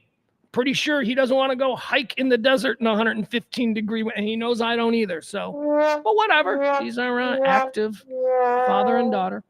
A 23-year-old woman and her 52-year-old father died in a Utah National Park after getting lost and running out of water. This amid triple-digit temperatures. A woman and her father were found dead over the weekend in a suspected heat-related case at a national park in southeastern Utah after they got lost on an arduous hike amid triple-digit temperatures. It's triple-digit. First of all, don't hike in the desert. I don't care if it's 78 degrees and partly cloudy. Don't hike in the desert. It's a desert. Look around. Everything is dead. That's why it's a desert. Nothing grows here. Nothing is sustainable here. And you're going to go out there. And then to go out there and get lost? Like, dude, I know it's 115. I know it's a desert. And I know we don't know where it is. But what do you say, little sugar cake? Let's go. Follow daddy into... A 23-year-old woman and her 52 father were hiking in the Canyonlands National Park on Friday afternoon when they got lost and ran out of water. The pair have been identified as Beatriz Herrera, 23, and Albino Herrera, 52, hailing from Green Bay, Wisconsin. Oh, my God, that's the problem. They're from Green Bay, Wisconsin. Oh, my God. First of all, here's what you have to understand about Green Bay, Wisconsin. Unbelievable hiking options. Green Bay, Wisconsin. You want to go for a walk in the woods? Green Bay, Wisconsin is an absolutely one of the finest places in America that you can do that. Walk around a lake shore for 15 miles in the dense woods of northern Wisconsin. Trust me. And here's the other thing. I bet these two were hikers. I bet you that's where they cut their teeth, as being hikers in Green Bay, where it's always 75 degrees and partly cloudy, where everything is green and a little bit wet. Green Bay. I could hike in Green Bay. You know where I can't hike? The deserts of southeast Utah. That's not where I'm going to hike. I think that's where I don't think these people were ready for a desert hike after doing all of their, ramp ups to this. I don't even know what they were doing there. What a terrible story, though. But totally avoidable. Totally avoidable. That's what's supposed to happen. Where are you going? We're going to go on an endurance walk in 115-degree temperatures in a desert. Okay, that's what you're doing? So you understand the expected thing is that you're going to die. That's what's expected. When you go out into a desert and you're unfamiliar with it, so high likelihood you get lost, So you understand that the expectation should be that you're going to die. Okay, you got it? You got it? Well, look at that. You were successful. Good for them. Again, this is like this shit we take for granted. We take all this shit for granted. You're supposed to die if you go out into a desert, 115 degree time. You're supposed to get attacked by a tiger if you put it on stage in Las Vegas and fuck with it. You're supposed to get attacked. Siegfried and Roy found out that, yes. If I went to a Siegfried and Roy show and I was in like the first couple of rows and I got eaten by a tiger at that show and my family decided to sue, I'd be very upset. I'd be like, you can't sue. You can't sue. I sat in the third row. I sat like 15 feet away from a Siberian tiger. That was my choice. I did that. You people are now suing like what happened to me isn't what was expected. All right, let's keep going. Father-daughter hikers, that's very sad. Elon Musk is going around telling people that he's an alien, which is a lot of fun because I get it. I'll tell you this, he ain't an alien. He's not. He's not. How do I know that he's not an alien? Because I am. That's right. I am an actual alien. Let me tell you something. I'm not going to talk. I'm not going to go into great details, but I do believe that, yeah, there's a good chance I'm an alien because I seriously don't. I'm not autistic. I'm not on the spectrum or anything like that. So, you know, so it's the reason that I see the world differently than almost everybody else. And it's very frustrating. I think I'm an alien. I think I'm kind of an alien. So Elon Musk is going around telling everybody he's an alien. He's like, I'm an alien and nobody believes it and nobody wants to talk about it. But hey, I got news for you. I'm from another planet. Okay, cool. But he's lying to you because, again, I'm an actual alien. I can go back and I can tell you the whole story. I believe that I've been abducted numerous times. Why have I been abducted numerous times? Because I'm an alien and they need to apparently interview me. Then they brain wipe me. They wipe my mind. So I don't actually remember when I go back and report on all the things that I'm supposed to be doing down here. I don't even know. I don't even know what I'm supposed to be doing. It's another reason why I think I'm an alien. I don't know. I'm just like drifting at this point, just observing. Elon Musk is not an alien. I know he's not because, as I say, I am. I have to stop talking about how I think I might be an alien. Also, here's the thing that I can do. And this used to scare my kid when he was really little. Sometimes we parents, we enjoy scaring our kids. So I used to always tell my kid that I'm an alien, that I'm a space alien, and that he's probably part space alien. And I was kind of kidding, but not really. Like, because, you know, let's talk about it. We can talk about it. There are things. Anyway, I don't want to get into it. But I used to say that to him. And one of the ways that I used to prove to him that I was a space alien is that I can hold my breath really long underwater. Like, I can hold my breath for like 2 minutes. It's really long. It's really long. I swear to God. And he could, like, whenever they do those, you ever seen those viral things that go along? If you could hold your breath, then it'll be like a video you watch and you hold your breath until it gets into like the red or the blue or whatever. If you can hold your breath into the red, you have exceptional lungs, right? So every time I do those, I'm like, that's easy. I just stop breathing. And then like the video will end and I'm still holding. Anyway, I have exceptional lung capacity for some reason. For some reason, I don't know. I can go underwater and hold my breath for like 2 minutes. I used to prove that to my kid and he'd be like, how do you stay under there so long? And I'm like, well, I'm an alien. So I used to do that all the time. And a year or two ago, I mentioned it again in passing and he just looked at me so sincerely, my kid. He looked at me really sincerely and he said, I don't want you to say that anymore. And I go, why? He goes, because it kind of freaks me out. I'm like, okay, all right. Won't do it anymore. Won't walk around explaining things away because I'm an alien. But Elon Musk thinks he's an alien. Elon Musk has made no secret of his interest in aliens and even suggested that he himself is one. But if he ever went into the details, nobody would believe him. I mean, this is what this guy thinks. I think that if there's like me or him, which one's the real alien, I think maybe he would win that, especially if we put it out to the people, because they'd be like, but he's a billionaire. Obviously, an alien would come down here. No, what if an alien is just down here not to make money? He's not to engage in the capitalist system, but he's just down here to stream. He's just down here to, like, you know, do this. Who knows? I don't know. We'll see when the invasion happens. If I get activated, I'm really hoping that when the invasion happens, I get activated and everything becomes crystal clear. That's what I'm banking on. Speaking at Viva Tech in Paris, France, which is a worldwide summit for technological startups, Elon Musk was asked by an event host if he was in fact an alien. The 52-year-old entrepreneur laughed and responded, "I am an alien, yes. I keep telling people that I'm an alien, but nobody believes me." Which is exactly how a truthful alien would respond to that question. Are you an alien? Yep. And then everybody would go, and he's just sitting there going, okay, there you have it. I bet you Jesus probably went through, are you the son of God? Yep. He's claiming to be the son of God. So whatever. You're not going to believe an alien if an alien told you he was an alien, which I think is why my son wants me to shut up about it, because he's either scared or he just doesn't want people thinking his dad is crazy. All right, moving on. Elon Musk, not an alien. I'm telling you. He's claiming he's an alien. He's not, because I am. And I don't think he is. All right, let's keep going here. Father-daughter hikers, we talked about that. Musk is an alien. We talked about that. Okay, here. This is going to be the last one. Let's wrap it up with this today from the inaugural shows here at the E-Gallery Studios, home of the new Radio Misfits Dallas Production Content Factory. Production and Content Factory. Sorry. Want to talk about this. A story. I found a story about this today, and I didn't even, hold on. Didn't even know that it was a thing. Turns out it's a thing, and now I'm very excited about it. And I'm also very excited about the person that they have cast for this. So they are making a major Hollywood film. I don't know what that means anymore. I don't know what a major Hollywood film is these days.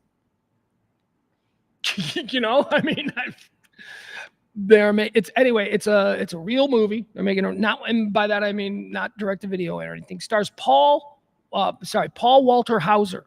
Do you know Paul Walter Hauser? He played Richard Jewell. He was also in I, Tonya. He's excellent. Paul Walter Hauser is an incredible young actor, character actor, big guy, well, he played Richard Jewell in the Richard Jewell Olympic Park bombing movie. Paul Walter Hauser is playing Chris Farley in the Chris Farley biopic, being directed by Josh Gad. Well, I'm a big fan of Josh Gad too. So I'm like, whoa, okay, this is going to be interesting. Let's watch this. Here's a little report. Now, this report is 3 months old. I didn't even know this was a thing. The reason that I found this report is because there is a story going on. Paul Walter Hauser is giving interviews about playing Chris Farley. But again, I didn't even know it was a thing. So let's watch this. Here we go. This is a report on the Chris Farley movie. The late comic legend Chris Farley is finally getting his own biopic. Farley was an iconic comedy actor behind Tommy Boy and countless Saturday Night Live performances. Emmy winner Paul Walter Hauser will star in the project, and actor-filmmaker Josh Gad is attached to direct. Saturday Night Live head Lorne Michaels will produce via his Broadway video banner. The project, which has the blessing of the Farley family, will be based on the New York Times best-selling biography, The Chris Farley Show, a biography in 3 acts. Hold on. Let me make sure I get this. That's the best Chris Farley biography. There are a whole bunch of books written about Chris Farley. That's the one you're looking for. Farley rose to fame as a player on Saturday Night Live alongside cast members Adam Sandler and David Spade, known for his energetic and physical performances. He soon carved out a successful comedy film career that included Tommy Boy and Beverly Hills Ninja. Farley, who had a long battle with addiction, died in 1997. He was 33. Hauser previously talked about his desire to play Farley with The Hollywood Reporter, noting that he even approached the Farley family about a potential project. For more on this story, head to thr.com. And all right, that's all we need from that. Very excited, very interested in seeing how that movie is done. I think it's going to be good. Now, I'm one of these people. I don't know if you've ever seen. Wired. This is actually something that Chris Farley and I talked about. This is a conversation that I remember having with Chris Farley. Chris Farley loved John Belushi. I love John Belushi, and I remember Chris Farley asking him how he felt about Wired, which was a film that was made about Belushi in the late 80s, early 90s. I don't know. It starred Michael Chiklish. Michael Chiklish played John Belushi, and it was the story of the demise of John Belushi. The film was very controversial. Hollywood rejected it. It was not a film that was in a lot of theaters. Critics panned it. Everybody was pretty much in unison. They felt that it was sort of a cash grab trying to exploit John Belushi.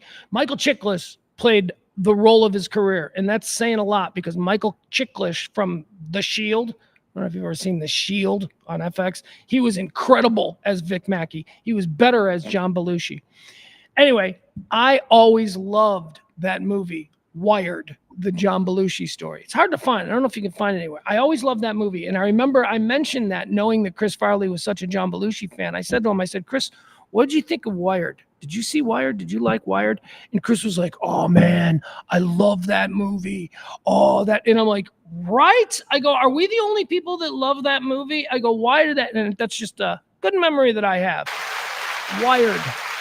Talking about Wired with Chris Farley. Everybody else was like, that movie sucked. I'm like, I don't know if it sucked. I thought it was pretty interesting. And so does Chris. Very excited that they're now going to make a Chris Farley movie. Don't know what it'll be called. Maybe Farley, maybe Chris. Who knows? But I do like that Paul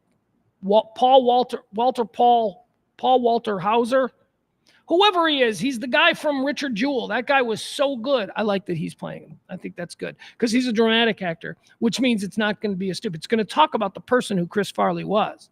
Chris Farley was a really sweet, really kind, really insecure, never wanted to step over a line, never wanted to offend anybody.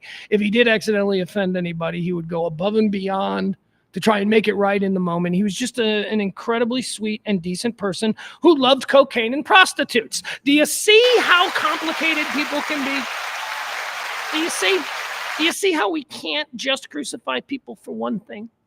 Anyway, the Chris Farley movie, Josh Gad writing, directing, and starring Paul Walter Hauser in the role of Chris Farley. It's also very important to me that this movie has the endorsement of the Farley family. Kevin and John, and those are two of his brothers. They'll probably make an appearance in it in some way, shape, or form. Can't believe I didn't know that there was a Chris Farley movie in production. I do now, and I'm the better man for it. Hi, Peter. Peter says, love the new digs. Well, this is just one look. Let's talk a little bit about the new digs here as we are done with today's rant. The new digs here, the Radio Misfits Studios, live from the E-Gallery in the beautiful Dallas Design District, is an incredibly versatile space. We're going to be doing a whole bunch of different looks. Right now, I like this. I like showing off some of E's work. These are 3 things that look the same, but they're not, and they match, and it's art. And if you got money and you're an interior designer, I don't know. I don't know how it works. I just know that they're pretty, and there you go. So that's what we're featuring behind us, the 3, I don't know. Hey, you want to see what I did? Check this out. So, all right, why not? So I told you guys how I went to, the reason that I didn't get to do a live stream on the whole presidential or Trump attempted assassination on Saturday. The reason I didn't get to do a live stream there was because I was attending here in the Design District a big fancy art party where it was like I don't know, it was kind of like a painting party where everybody goes and everybody paints and everybody's drinking and there's a DJ and there's music and I don't know, whatever. But I want to show you what I made.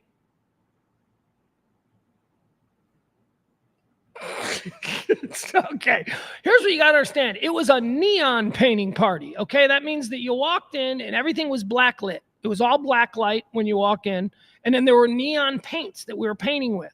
So we were painting in the dark, in the neon dark with neon paints. So what looked a certain way in the neon paint, in the neon room, what looked a certain way while you were painting it in the neon room, you then took out into the next room, exposed to natural light, and went, that doesn't look anything like what I just painted. It was actually quite fun. It was like, I can't believe this horrible thing. So let me show you what I painted, and then you're just going to have to believe me when I tell you this looked really cool in in the neon lights. Here, I painted this. Okay, so what is it you're probably thinking? Well, in the neon light, it looked really cool. This is like a beach. Okay, this is like water. It's like a beach side. See the waves and the tide rolling in. This dude over here, this is a knight. You can see him. The detail on the knight was actually pretty good in the neon. He's a knight, and he's kneeling by the side of the water. And then I don't know. This there was a lot of oranges and a lot of beautiful like sun streaks behind clouds when it was in the neon. They seem to be gone now. It was never good, but at least it looked like something. In the neon, it looked like something. Now it doesn't. I don't know what this is. Anyway, that's what I did. Maybe like this. Maybe we do it like this. Maybe this is better. What is it? Maybe like this. Okay, is it better? See, that's the fun thing about art, especially, this kind of abstract sort of just whatever. I'm not an artist. Don't get me wrong. The people around here are actual artists, not me. But I had fun. And painting parties, my God, they are really fun. I think we're going to start doing those here at the E-Gallery. So you'll get your invitations. You'll get your opportunity to come by and hang out. We'll do stuff. We're doing all kinds of stuff here. Oh my God, we got stuff coming. Etsy, Barney says, definitely get the beach vibe. All right, Barney, you're too kind. You're too kind. I'm trying to see if there's anything else we need to do here. Now, guys, I guess that's it. We're going to sign off. We're going to end the stream today. I think this was a pretty successful first stream live from the E-Gallery here. Radio Misfits Dallas. Also, we've got another fine partner here in the area, ProPod Digital. I'll be telling you more about them as that becomes more defined. ProPod Digital, Radio Misfits Dallas, and the E-Gallery Studios and Event Space. And me doing this stupid little stream every day from here, from the lobby. I'm not in the lobby. Am I in the? No, this isn't the lobby. This is actually the studio. I have no way to end this now, so we're going to end it the way we always end these stream of consciousnesses, which is just me talking, and then finally shutting up.